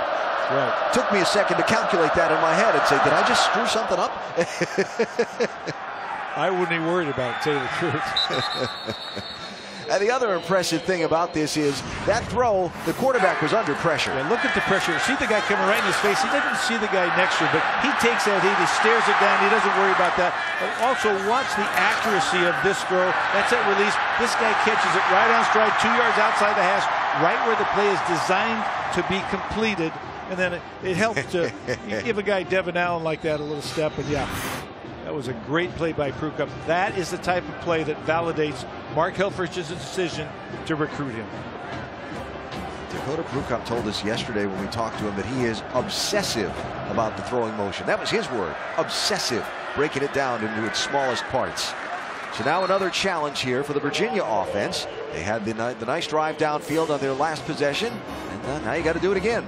Well, and I will say this, and as a coach, it may not be the emphasis to win this game. The emphasis for Virginia has to be to compete till the very end, to prove that we can stay with a team like this. We're not going to fold our tent. We're going to maintain the intensity, and we're going to do everything we can to try to win. But if we don't win, we still want to compete. Kurt Benkert under pressure, down he goes. Gus Cumberlander in the game for the Ducks and gets credit for the sack. Brady Hoke, the new defensive coordinator, happy about that one. This was a dash type play. The quarterback drops back and then comes out to the side. He rolls and is supposed to seal that side. Great job by the end, staying up the field, staying disciplined, and then finding the quarterback, tossing him to the turf.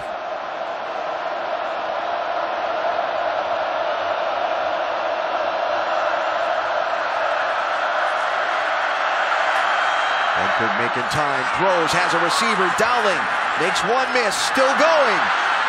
Dowling almost out to midfield. He's out at the 44-yard line. Benkert comes up with the gem. Did a great job of scrambling around back there. Dowling found the hole in the zone over the top. See him right here. Nice job of pressure by the Ducks, force him out of the pocket, but nice job throwing back across your body, which is not always advisable. But Dowling also retreats and then gets the first down. Huge key play to keep this drive alive.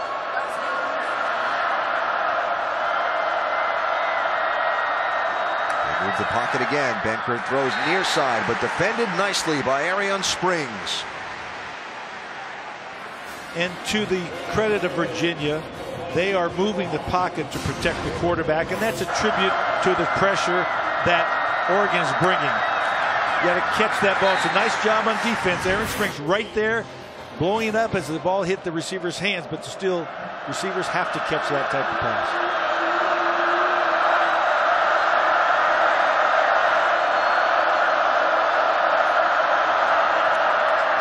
Benkert going to air it out near side, and receiver and defender tangled up, and it will go incomplete. It was Springs and Dubois again, and it'll bring up 3rd and long. You talk about the pressure, coach. It's funny, these two teams both made a change in their defensive scheme this year. Virginia went from a 4-3 to a 3-4, and Oregon went from a 3-4 to a 4-3. What's the difference besides one more guy with his fingers in the dirt? Not too much, in all honesty. It's the front 7, however they play with it, 3-4, 4-3, 5-2, whatever the case may be. It's still how you play in the back end. And right now, the pressure of the Oregon defense, they're like a pack of hungry dogs coming after the quarterback. There's a piece of meat back there, and they've got a chance to finish this thing. And players feed off of other players on the field performance. Brady Hoke, the defensive coordinator we just saw there, he's a guy that Mark Helfrich said when he walked into the room, it was his physical presence, it's the way he talked, it was the energy he brought that convinced him he should be the guy. It wasn't about the scheme, it was about the person. Yep. And that was the scheme that Hoke wanted to go with, and that was his decision. So now, after the 4th sack of the game, the excellent punter for the Cavs, Nicholas Conti, boots it away. Here's Nelson, tripped up. Was that Reed who got all the way down there and got a mid on him? And now more extracurriculars. Draws the attention of officials and flags. And pushing and shoving. And neither coach wants that, I guarantee you. There are going to be multiple flags. I know the Ducks are guilty for sure. Brooks James getting after collared. the play, personal foul. Number 20 on the return team, half a distance to the goal. First down. Tony Brooks James flagged for the foul. That's late, and that's ridiculous. Yeah. You've got to keep your cool. I don't know what happened. I think he was trying to protect his player or whatever. But when you come in late like that, you're just going to guarantee you get a 15-yard penalty, and you hurt your team. So they back it up to the 10-yard line. A minute to remind you that week 1 of NFL Sunday kicks off tomorrow on ESPN at 10 a.m. Eastern. NFL Insiders Sunday edition brings you the injury news, the fantasy updates, the early breaking stories. And then at 11, the new Sunday NFL Countdown crew. Boomer joined this year by Trent Dilfer, Charles Woodson, Matt Hasselbeck, and Randy Moss. Look forward to that tomorrow. Here is Freeman. Get out to the 15-yard line as he continues to pad his totals on the night. And talking about this Oregon team, ranked 24th by the standards that have been around here for a lot of years. That's kind of low for expectations. And defensive questions at the end of last year, particularly in that bowl game that went so wrong, led to the bringing in of Brady Hoke. What's he trying to establish? Well, he wants to change the culture. But I'm going to let you finish the play because Freeman is off to the races right now. Afterburners on. Destination end zone for Royce Freeman. Did I say he's pretty fast too?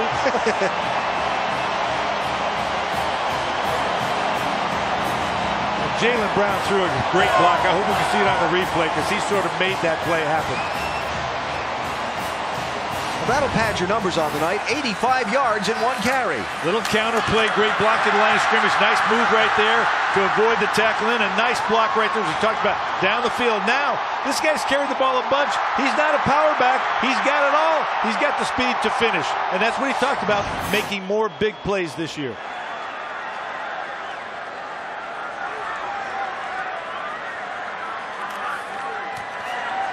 Schneider's point after try is good. Well, if any of the East Coast voters might have gone to bed a little early on this college football Saturday night, they'll see that Royce Freeman has had, even just to this point, 207 yards on the ground. You don't mean East Coast bias, do you? Absolutely not.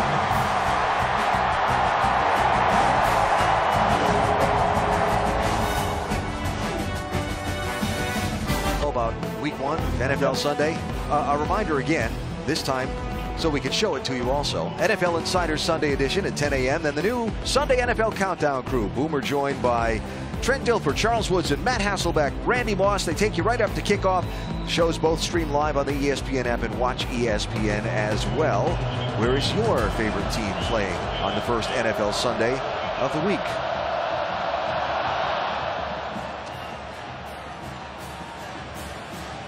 Five yards deep into the end zone, and Joe Reed will take a knee for Virginia. Well, you tagged him Rolls-Royce earlier in the night. I've run with it a little bit. He's run with the ball all night. Yeah, I like the night that he's had, over 200 yards, plus another 29 receiving. But combination of breaking tackles, lowering his shoulder, finding holes, making holes, and then basically just outracing people, showing flashes of that kind of speed, the things that he wants to do this year, make more explosive plays, more big plays. Check, check, and check. Accomplished tonight. Absolutely. That was a career-long run for Freeman, that 85-yarder for a touchdown. So the Cavs offense back on the field with Kurt Benkert throwing the quick hitter outside. Gets that one out to Keon Johnson. Two things to watch here. The intensity of the Oregon defense. This game is getting close to out of hand. Do they relax and let up at all? But also, is Virginia going to continue to try to compete in this game and make some plays on offense? They've done a good job running the football. I don't think they should go away from that. And they heard me talking. So nice job of attacking the middle. That's something that has been a weakness for Oregon tonight. That exact play right there. And certainly Oregon is going to look at it, and Virginia needs to keep running. They need to keep running it also to keep that defensive line from just pinning the ears back and coming after the passer, right? They got a lot of pressure on Benkert in those last couple of drives. That's true, and that might be partially why that type of play is working, because Oregon defense is thinking pass. They're thinking short pass, trying to get to the quarterback before the ball gets out of his hands, and sometimes they run by the mesh point and don't cancel the run first. Here's Taquan Mizell across midfield and into Virginia territory. We started to talk earlier about Brady Hoke being the new defensive coordinator for Oregon and what he wants to accomplish, why he was brought in here by Mark Helfrich. Well, he was brought in because he's a great football coach. He's been the coach of the year at 3 different teams in 3 different conferences. The question mark is he's never been a defensive coordinator at the college level. He has the knowledge and the understanding. He's got the energy, and it's not about scheme. It's what he wants to do, but I think Mark entrusted the defense to Brady because he likes who Brady is. He likes what he says. He likes his influence on the players. And certainly it's a growing thing. It's not something that's fixed overnight. Brady talked about the fact of needing to recruit the right kind of guys, the kind of guys that are aggressive, the kind of guys that he can hear practice. Yeah. He doesn't want to watch practice. He wants to hear practice. There you see some of the coaching resume on Brady Hoke. And it's a really interesting situation, him coming in here, because the coach who's been serving as defensive coordinator here in the recent years is still here and on the staff. That's Don Pelham, who's now the linebackers coach. Talked to Mark Helfrich about that. Yeah, was it gonna? He said, no. Everybody has been tremendous about it and made it work really well. Well, DP has been here for a long time. He worked for Coach Brooks. He worked for me. He worked for Chip Kelly. He's a loyal soldier. He's a great coach for his position. He's a great recruiter. He handled it. He knew the last couple of years had not worked out like they wanted. He was very comfortable, probably very excited to keep his job. And the reality is I think he and Brady have got along well. Brady has said that the guys he inherited on the defensive staff, he really, really likes. Albert Reed, the senior for Virginia, with another nice carry before he's knocked down. So when you look at this Oregon defense, and you look at some of their ranks, there are only 127 teams in FBS. It was pretty ranked, actually, when you look at the ranks. Yes, so. very good. Very good. Don't try this at home, right? Well, there was definitely a need for improvement. And whether the system, the 4-3 going to it, is going to be the answer, who knows? But the reality is they had to do a better job against the run, a better job against the pass, and a better job of not giving up points. So tonight they've only given up 13. Interesting thing, we're beginning to see some more of the depth players rotate in and out of the game as Hoke has given a couple of more guys some time. There's one of them. That's Brendan Schooler, the freshman from California, who's earned his way into the rotation onto this field. We got a pick tonight. He's also one of the most instinctive players, as Brady Hoke talked about. Is under further review. I think they want to look and see if that was actually a reception on the last play. I wasn't sure if he picked it off the turf or if it might have skipped in. So replay calling down, and they're going to have a look at it. This is the first review we've had tonight, isn't it? I believe so. I think so, yeah. It's been a relatively cleanly played game. Been some penalties, but only the one turnover in the game. Well, I think it's also sort of exciting for that Oregon defense. You talk about guys like Troy Dye, Brendan Schooler, Keith Sims are all true freshmen, and they're getting playing time this year. One of the things, if you coach at Oregon on defense, you're on the field a lot. Here's what we can sort of see. See if this had pulled in or if it hit the turf. Ooh, I think it bounced off the turf right there. It looked like there was a little bit of movement on the ball up, unless he tipped it to himself. Pac-12 replay official Jim Northcutt looking at it. Taquan Mizell, did he scoop that off the turf with the fingertips or not? That's hard to tell. Yeah, is there another angle that shows from the side? I think it's tough. That's the one thing. And of course the standard is indisputable video evidence beyond all doubt. Right, and whatever the call was on the field should stand. Now that, yeah, okay, that hit the turf. Bounced. Yeah, that one's coming back. Anyway, as I was saying though, about if you're an Oregon defensive coach, the offense scores a lot of points, but they score very quickly. You play a lot of time and a lot of downs on defense. So what happens typically is you tend to play a lot of people. So it benefits your team in that you get experience for a lot of players who get quality playing time to keep the starters fresh.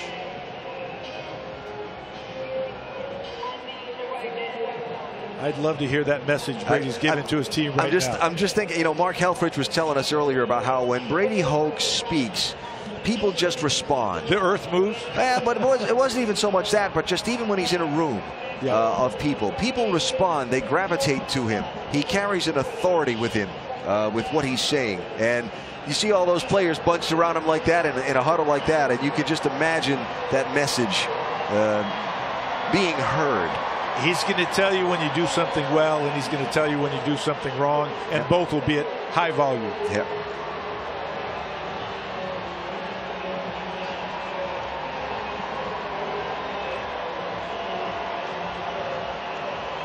So they've got the pad out.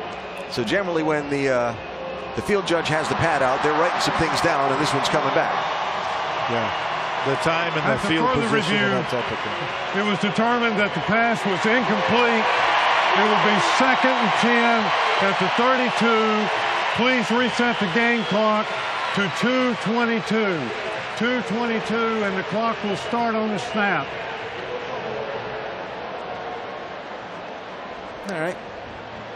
So while they reset the field position and the clock, a reminder about week 1 of Monday Night Football, which of course features the now traditional doubleheader, 6:55 Eastern, Pittsburgh and the Redskins. And at 10:15, the West Coast matchup, the 49ers take on the LA Rams and Todd Gurley. Coverage begins with Monday Night Countdown at 5 Eastern on ESPN and streaming live on Watch ESPN. The Rams 49ers, that's the Battle of California now. It is. It is. Be very interesting to see. All right, so 2nd and 10. Almost picked off. Arion Springs almost had that one in his hands, and there was no one between him and the goal line. Brady Hoke challenged his corners this week to play more aggressive. He said, come on up and press. I want you guys going for the ball. We need more collisions, more pass breakups, more interceptions. So far, he's gotten all 3.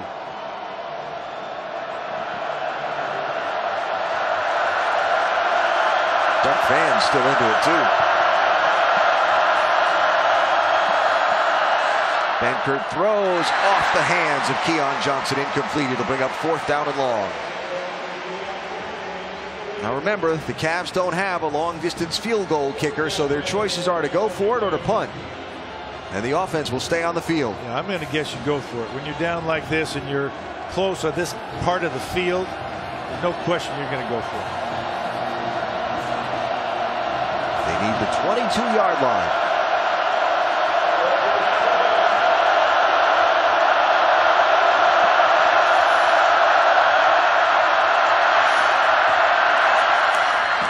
Benkert throws. It's behind his intended receiver, Johnson, and the ball will go over to Oregon on downs.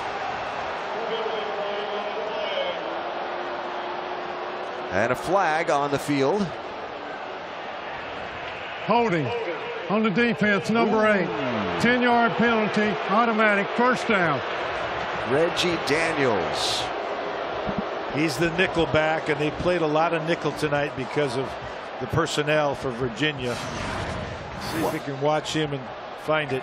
That's the other thing here, Coach. Yeah. Benkert did such a good job of keeping that play alive with his feet. Well, okay, that was way early. I was thinking it happened a little bit later than that. No, you're right. Never mind. That is always called, no matter what. So to the 22-yard line. Go to who's? New life for Virginia. New life. Kurt Benkert tonight, 15 of 30, 150 yards, 1 interception. Hand off up the middle to Jordan Ellis. Ellis gets popped. Cracked by Fotu Leato. Either the Ducks are losing gap integrity or somebody's running right through. See the arm tackle, 97 Jelts. You can't arm tackle. If that's your gap, you've got to get your head across, get your body in front. So 1st and goal now for Virginia. Late substitution and whistles and timeout by the Cavs. Timeout, Virginia. Gives us a minute to take a look at this week's college football rankings, brought to you by Capital One.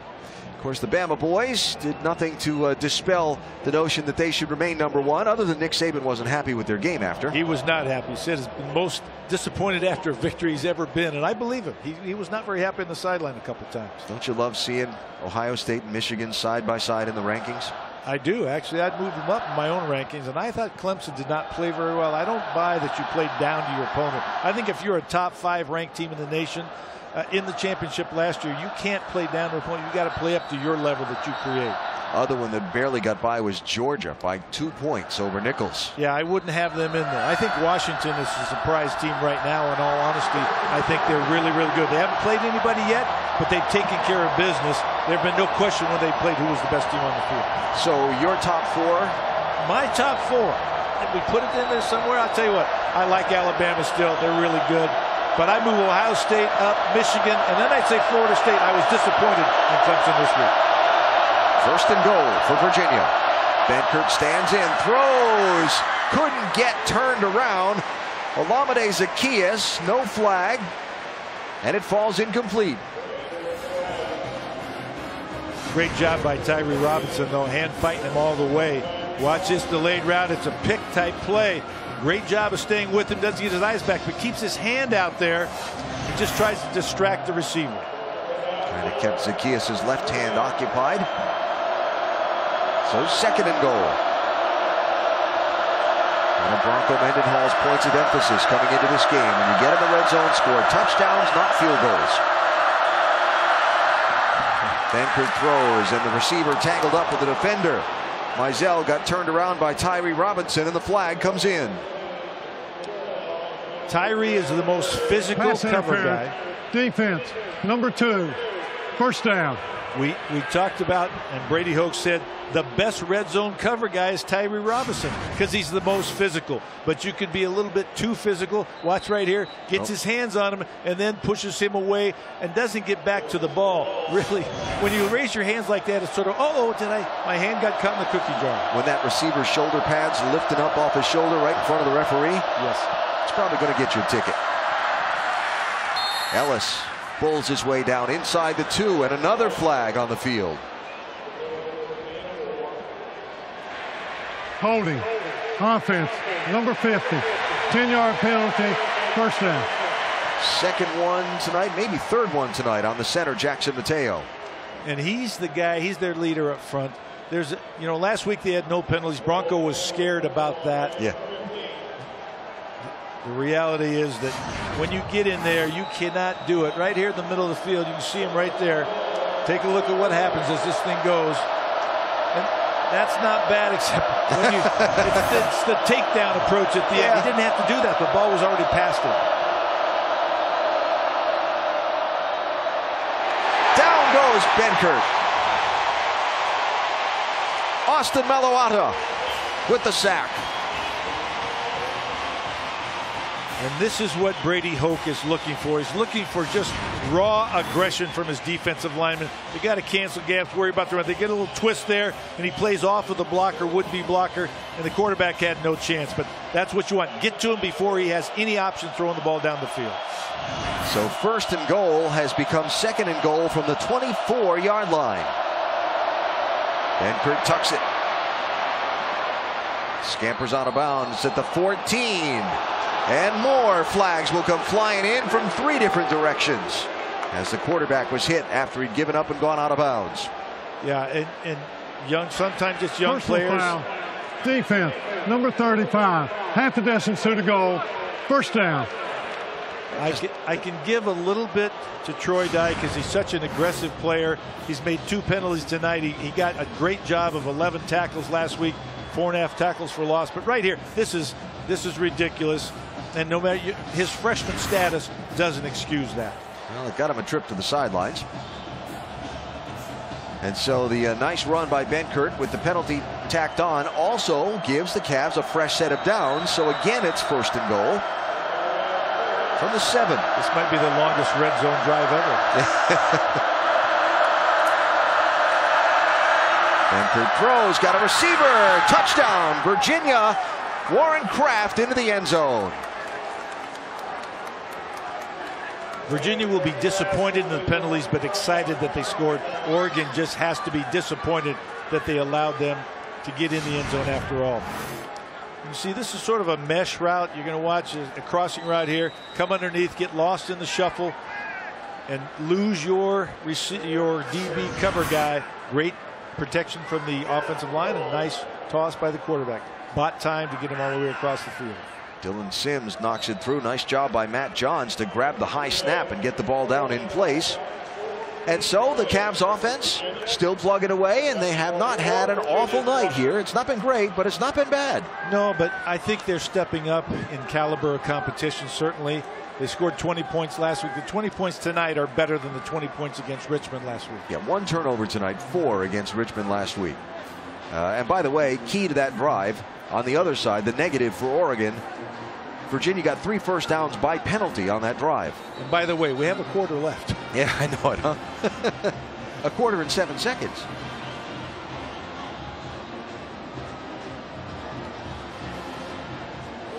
So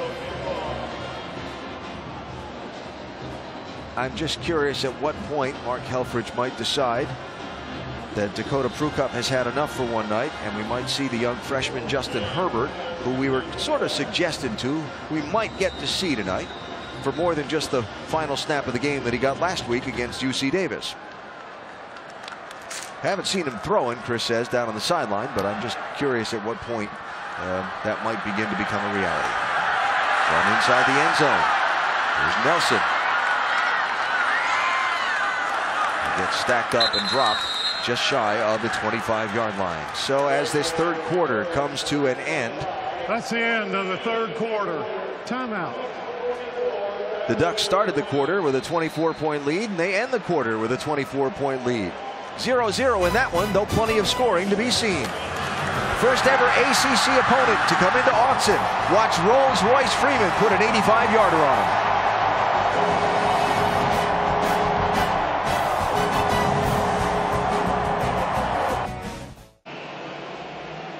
Start of the fourth quarter here at Autzen Stadium in Eugene, Oregon, leading Virginia 44-20. Alan Bestrick, Mike Bellotti, Chris Budden, and our ESPN College Football Finale crew tonight. Watching the 24th ranked Ducks trying to go to 2-0 on the season. Tony Brooks James with that carry. Dakota Prukop still in the game at quarterback for Oregon. I speculated when we might see the true freshman Justin Herbert. We'll see if he winds up in the game. Didn't last week except for one snap at the end of the game. Yeah, and I think they'd like to see more of him. I think this game may allow them to do that because they want to give him some real time where you can see real pressure, not just take a knee. That's not really getting to be a better football player. Fumble, picked right back up, and then fumbled again, but out of bounds by Brooks James. That whole play was an adventure. Did you see the move Dakota Prukop made to fake off the rusher? I did. He's Houdini. He's a magician there with the ball in his hands, and then Brooks James just he bobbled it when he caught it, bobbled it after it was stripped, and then got the bounce. Prukop throws. There's Devin Allen. Made 2 of them miss. And Devin Allen, one of the things that he didn't have when he first came back was he didn't have the stop-start mechanism, the change of lanes. When you run hurdles, you run straight on the track. He's becoming a better football player daily. Brooks James gets the edge, but then is chased right to the sidelines and falls out of bounds. Flag has come in. Holding. Offense. Number 79. 10-yard penalty. First down. Evan Voller, the backup left guard, is flagged for the grab. Here's Mark Helfrich.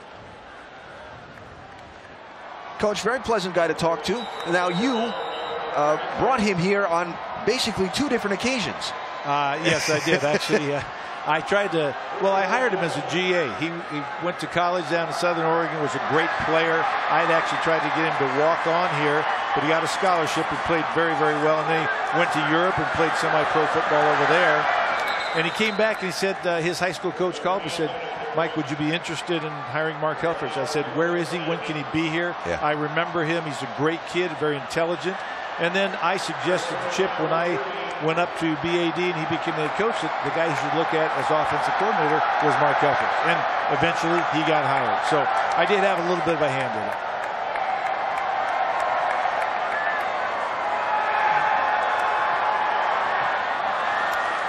Pass incomplete in the direction of Farrell Brown. Mark is not the highest volume football coach you'll ever hear as far as during practice and on the field. Very pleasant to speak to and very methodical about what he does and the way they have the whole program structured here, carrying on what you and others started before him. Well, he inherited huge shoes from Chip Kelly. There's no question about it. He's been to a national championship, and there's probably some people in the nation would say he's never going to arrive until he wins a national championship. Great scramble by Dakota Prukop, by the way. But I believe the expectations are so high. He has met those. He doesn't let that worry him. He doesn't worry about what he does. He likes his staff. He loves his players. He didn't like the end of last season, but he knows the only way to make up for that is to play well this year. Have we seen the punt team tonight since about early in the first quarter for Oregon? I think they punted once before. Yeah, they don't punt a lot. Way back at the beginning of the game, yeah. Right. Ian Wheeler on.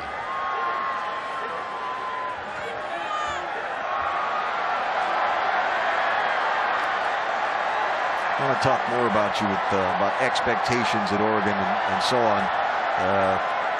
Maybe in the next series. Okay. But first, the Wheeler kick. And that is going to take a bounce and an Oregon bounce and be grabbed by Brooks James at the 22-yard line. Fourth quarter in Eugene. Mark Helfrich's Ducks are up big.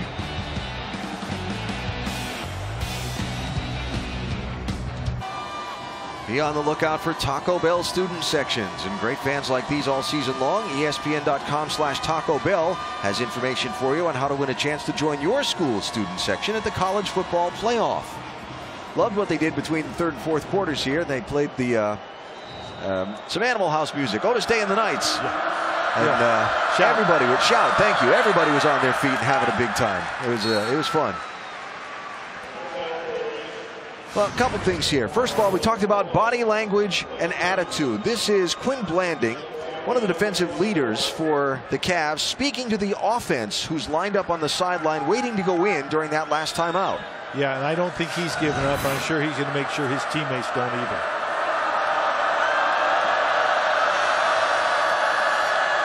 Benkert to Jordan Ellis. Nice yardage over the left side. He'll be across the 30 to the 32. So, Mike, we were talking about Oregon. You as head coach here went 116-55. So almost 70% of your games you won here over the 14 years you were the head coach, plus the other time you spent as an assistant under Rich Brooks and here at Oregon. You helped build this program, as we have a Duck player down on the field. That's A.J. Hotchkins. You helped build this program into what it was. Now we turn around, and this period of time later, expectations on Mark Helfrich. We had 4 losses last season. Ooh. You know, and so are the expectations fair? I don't know if they're fair. They've risen because of success, and you create your own expectations. If you don't go to a BCS game or a national playoff game now, fans are disappointed. And that's okay, because when you set their sights high, I think as coaches and players, we all want to play in the best games and win every game that we play. But the reality is you can't and don't, and oftentimes you have to take sometimes the good with the bad. But I think Mark Helfrich is doing a great job. I think he's hiring the right people and doing it the right way. Can they be better? Absolutely. That's why he made a change on defense.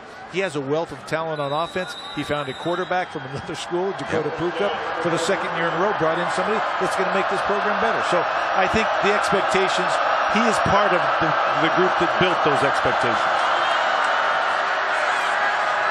Benkert looking for a place to go, dumps it at the feet of his intended receiver, Warren Kraft. You're talking about, I get just those gaudy numbers that you achieved coaching this team, yet there was a point you had to do, as you were telling us the story, and I want you to tell the story, you had to have an intervention with your team. What in the world?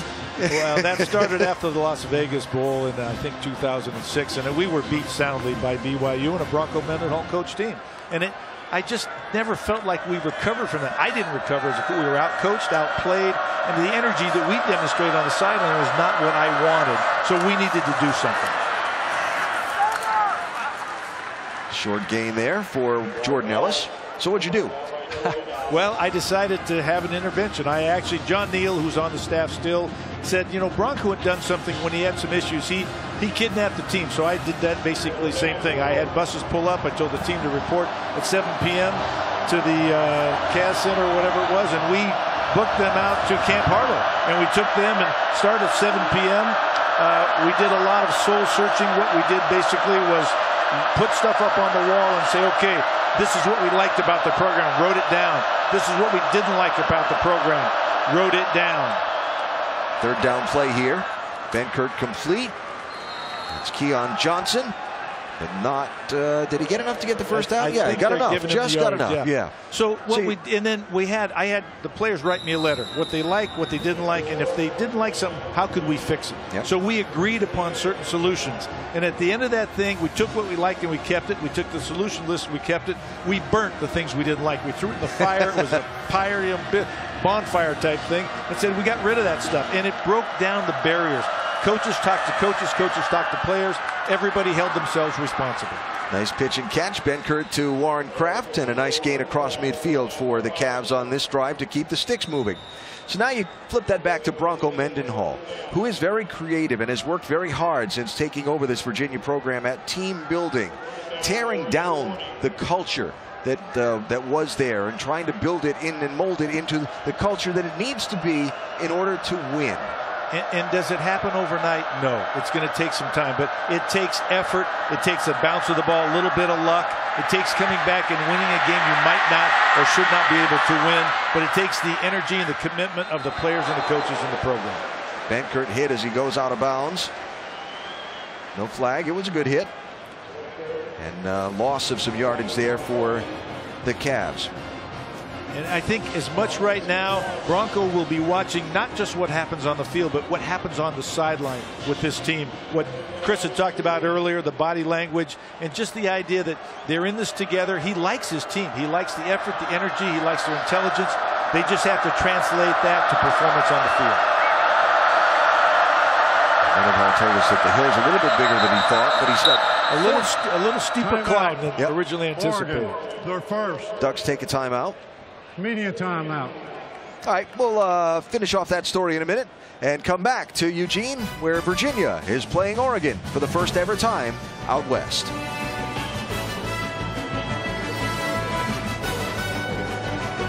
ESPN College Football is presented by Geico. 15 minutes could save you 15% or more on car insurance. And in part by Dr. Pepper. It's a college football tradition. During the timeout, a cart came onto the field over to the Oregon bench, and middle linebacker A.J. Hotchkins was put onto it and taken back toward the locker room. Not really able to provide you any more information than what you see.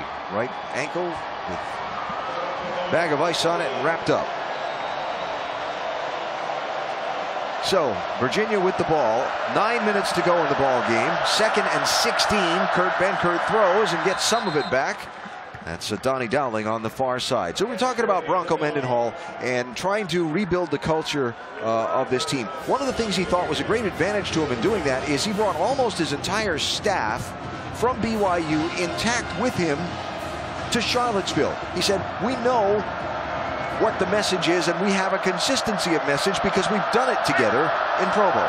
Well, it's sort of a neat thing. I think that proves how much they like and trust Bronco Mendenhall and believe in what he's espousing. And you're right, hearing the same message from every coach on the staff rather than have to retrain coaches makes Bronco's job easier too. A great night for Albert Reed continues inside the 20-yard line for the Cavaliers senior running back out of Washington, D.C. Those are just the coaches. That doesn't even count the support staff that traveled with Bronco, moved their families and the whole thing from Provo to Charlottesville. I think they numbered almost 14, which is sort of amazing, but it shows how much they believe in what Bronco achieved and built at BYU, and certainly believe he can do it here at Virginia.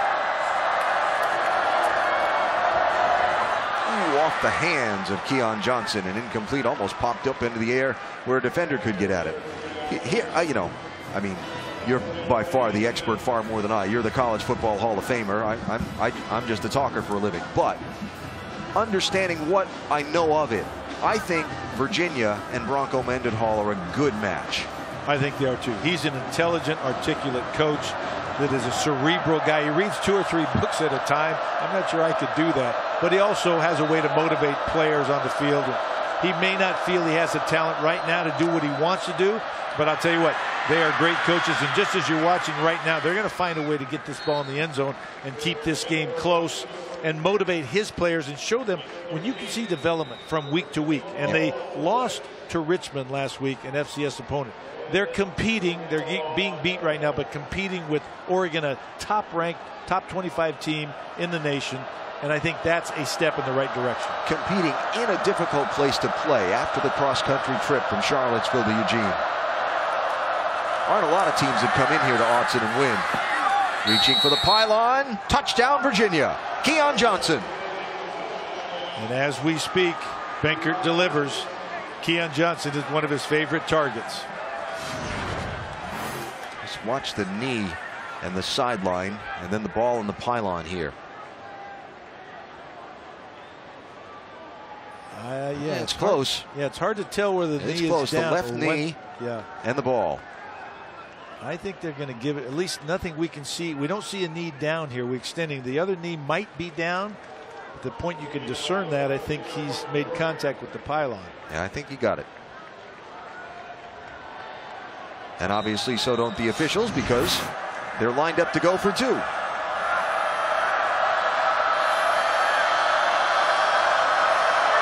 Movement. Right tackle Eric Smith picked up out of his stance. False start. Offense, number 72. 5-yard penalty, try for point. They're going to still go for 2.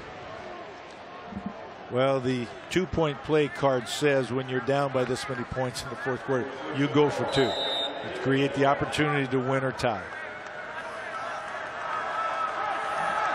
This is an example of focus and overcoming fatigue. You just scored, you got to go 2 is a huge play. And Bronco will talk about this incident to his team.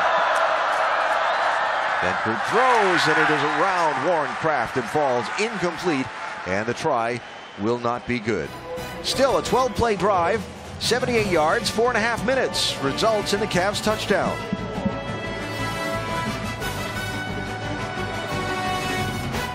As we wind down the college football Saturday night, we look ahead to week 1 of NFL Sunday. Tomorrow, 10 a.m. Eastern, NFL Insider Sunday edition with the injury news, fantasy updates, and the early stories. And then at 11, the new Sunday NFL Countdown crew goes to work. We're joined by Trent Dilfer, Charles Woodson, Matt Hasselbeck, and Randy Moss to take you right up to kickoff. Of course, both shows stream live on the ESPN app and on Watch ESPN app tomorrow. Kickoff out of the end zone, and the Oregon offense will come back onto the field. The 44 points that they have been put up tonight have gone on a strong rushing performance from Royce Freeman and a pretty solid night for quarterback Dakota Prukop. 300 yards passing almost and over 200 rushing. Yeah, I'd say that's a pretty good night. And that is what we expect. We've come to expect, I think, Oregon fans have come to expect from the Oregon offense. The quarterback's going to throw it, they're going to run it, but Royce Freeman busted out. Last week, I think a lot of people thought they kept him under wraps. Maybe they didn't need him against UC Davis. They needed him tonight. He delivered. 561 yards of total offense. Freeman's night might be done, but Prukop is on the field and hands off. This is Kenai Benoit with the carry coming toward the near side, wrapped up and dropped by Zach Bradshaw. So Oregon here up by what, a pile in the fourth quarter. 7 minutes left in the game, and yet they're still going to run this tempo offense and come to the line of scrimmage. Yeah, it's an interesting deal. I know a lot of times as a coach, you'd want to take time off the clock here, slow it down. So they'll do this. They'll be in a survey mode. They'll get no huddle still. But when you slow it down, oftentimes the players lose a little bit of focus, and you have to really train them to stay and keep that edge, even though you're trying to slow it down and take time off the clock. Nice tackle on Benoit, wrapped up there by Kelvin Ramey for Virginia. And oftentimes, one of the benefits of the blur offense is you tire out the opponent. You cause some consternation among their calls and their communication from the sideline onto the field. When you slow it down, it allows them to match personnel and slow it down also, so the defense plays a little bit better. I like the old Quack Attack nickname better than the Blur. Quack Attack, yeah, I like that. That was good. That was good, right? Back in the day.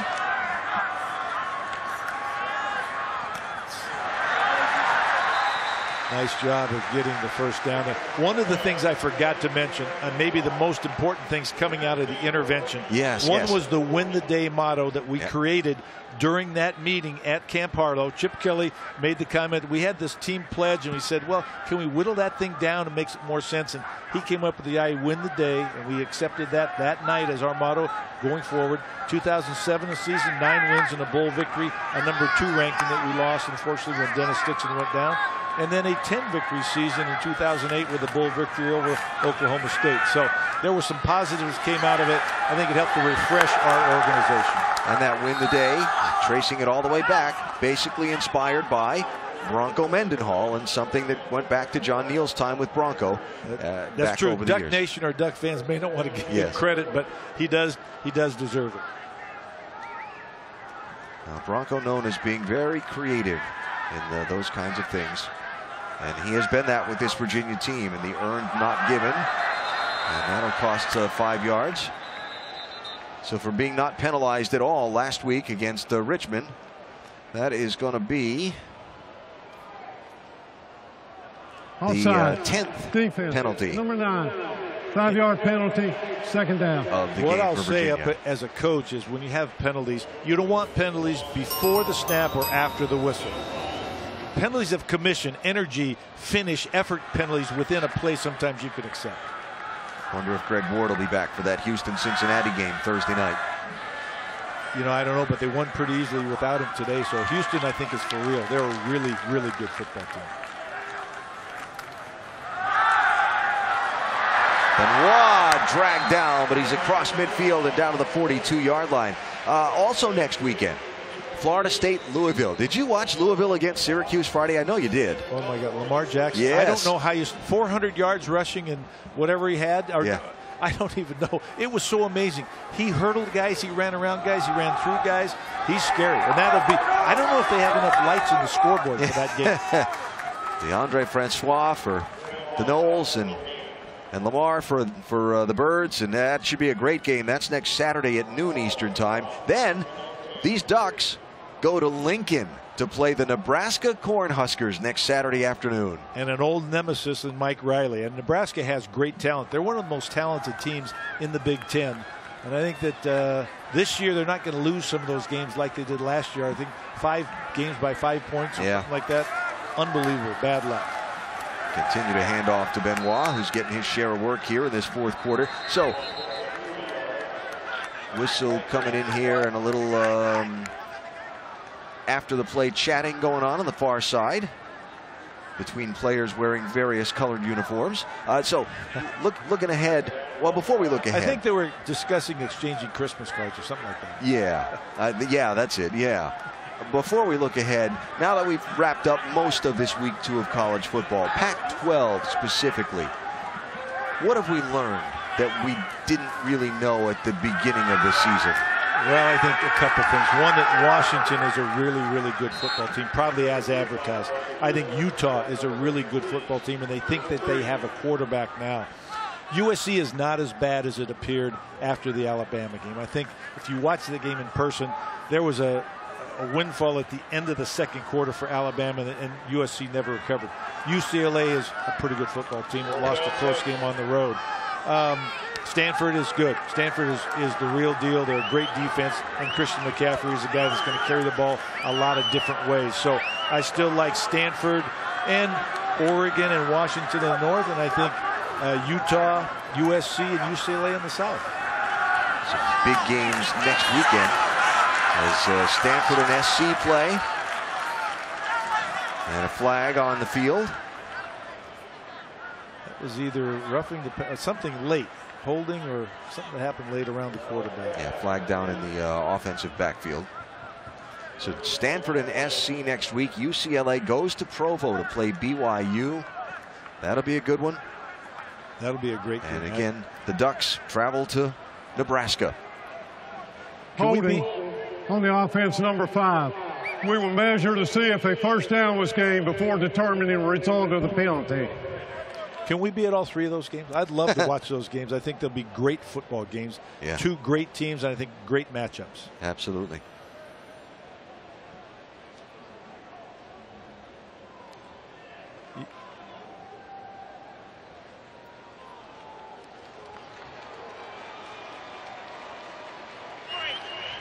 Holding, offense number 5. That penalty is declined. Result of the play is short of the first down. First down, Virginia. All right, so the ball goes over on downs. Timeout, Navy. And a timeout here in Eugene. Cavs get the ball back in a minute.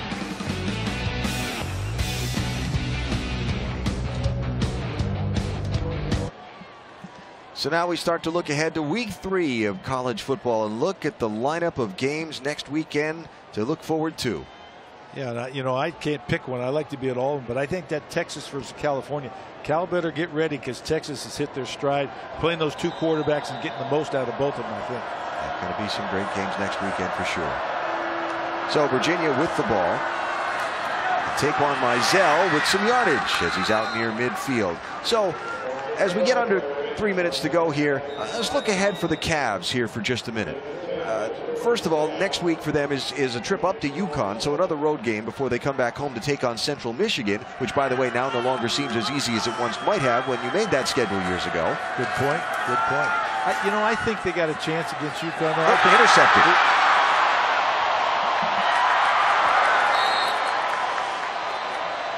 Intercepted and run back by Khalil Oliver, and the ball will go over to the Ducks with 2:19 to go. Second turnover of the night for the Hoos. One of the things that I agreed when talking to Brady Hoke this week, they needed a greater presence in center field. Their safeties needed to make some plays. He talked about that. Collisions, breakups, or interceptions. And right in here, we got to talk about that guy's got to make plays wherever the ball's thrown. He's a free hitter. He sees the ball. He's got to make a play. He's got to get there. Watch him break on the ball right there. High point it. That's perfect. That's what you want. That's what you teach. But you got to be able to do it in the game.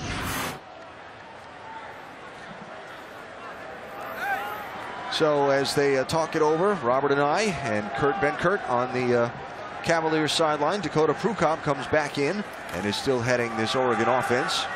And Kenai Benoit still getting handed the ball. Yeah, I'm a little bit surprised they have Prukop still in there. Yeah. I thought this might be a perfect time to see Justin Herbert, the young, true freshman they really like and feel will be competitive and will need to play if Dakota Prukop should be dinged at all. Timeout. Virginia has just called a timeout. Please reset the game clock to 2. There's Justin Herbert as we talk about him. Reminder that after we run off the last 2 minutes of the game clock here and wrap up, Sports Center at Night with Bucci and Anderson has all the highlights of the busy day in college football. The U.S. Open Women's Final, which was an excellent championship match, by the way. Baseball, the BMW Championship, NFL news, UFC 203 updates, and anything else that's going on in sports. Sports Center at Night, next on ESPN, streaming live on the ESPN app, and watch ESPN.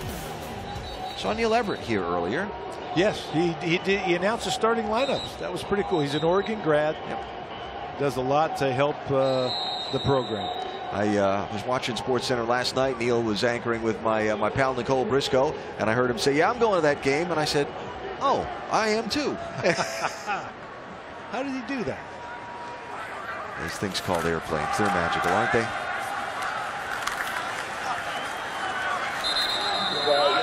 That's Taj Griffin with the carry, a sophomore from the Atlanta area, Powder Springs, Georgia. Timeout.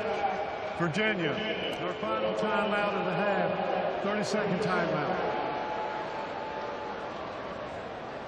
All right, so Virginia calling their timeouts as Bronco Mendenhall plays the string out on the night, and the stars of the night, if you had to pick them, certainly would be Royce Freeman and Dakota Prukop for Oregon. Well, there's no question. It'd be real easy. Talk about the nights that they had. When your running back goes over 200 yards in a game, when your quarterback throws for almost 300, and just so efficient. Both of them made huge plays. Prukop distributes the ball very, very well. I don't know how many yards of offense, it doesn't really matter. The key thing is that they won, but those two guys stepped up and certainly fulfilled their roles tonight. 604 yards of total offense would be the number. Thank you. Thank you. It's a pretty sporty night for the Ducks offense. Although, I'll tell you what, I'm not usually happy when you have 600 yards and only 44 points. You want to get more points per yard. I will tell you that as a coach. Interesting. Pass complete. Is that Dwayne Stanford on the reception? It is. And the Ducks cross midfield as we hit 2 minutes to go in this fourth quarter. Nice protection by Dakota Prukop. Nice patience to allow the route to come open, and then a dart over the middle.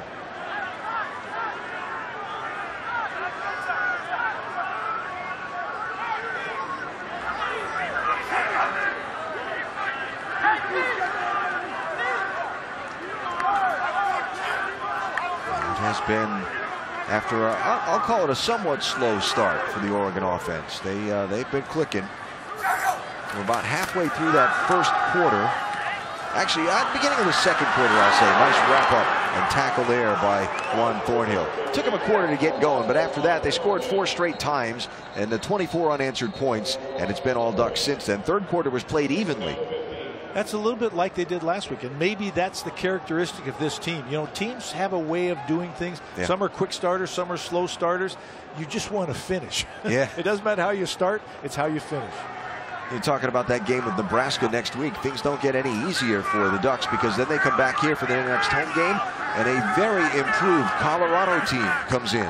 Colorado, probably the most improved team in the league. When they used to play the in-state bowl, Colorado State, that was always a close game. It wasn't a close game this year. Yeah. And Colorado's a very veteran team. Tony Brooks-James into the end zone. Touchdown, Oregon.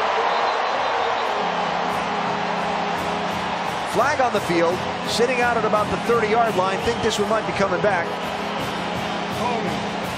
Offense, number 88, 10-yard penalty, second down. Take those points back off the scoreboard, please. That was a speed mismatch in the open field. That shows you the kind of explosiveness they have. But one of the things that Oregon is all spread offense is the receivers have to block, and they have to be aggressive in that blocking. You see the top of the screen. Watch there, right there at the top of the screen. He engages right there. Let's see what happens at the end. He sort of grabs him right there a little bit too much, and you can't hold on. As soon as he tries to redirect, you got to keep pushing or let go. Oregon obviously keeping the pedal to the metal, not going as fast, but it's certainly they're not just trying to run out the clock. They're trying to score points.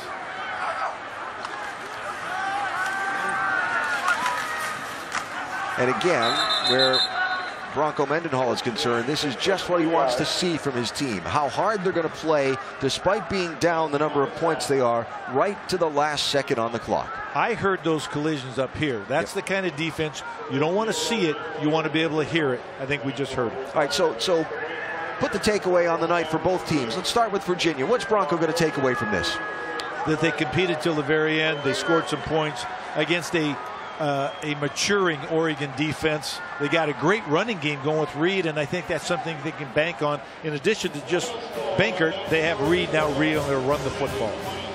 And for Oregon, they'll take away another W and run their record to 2-0 on the season, again with that huge matchup against Nebraska next Saturday out in Lincoln. Massive night for Royce Freeman. Nice night for the Ducks offense. And the final score, Oregon 44 and Virginia 26 on a beautiful Saturday night here in Eugene. For Chris Budden and Mike Bellotti, Alan Bestwick saying so long from Eugene. Sports Center in just 15 seconds.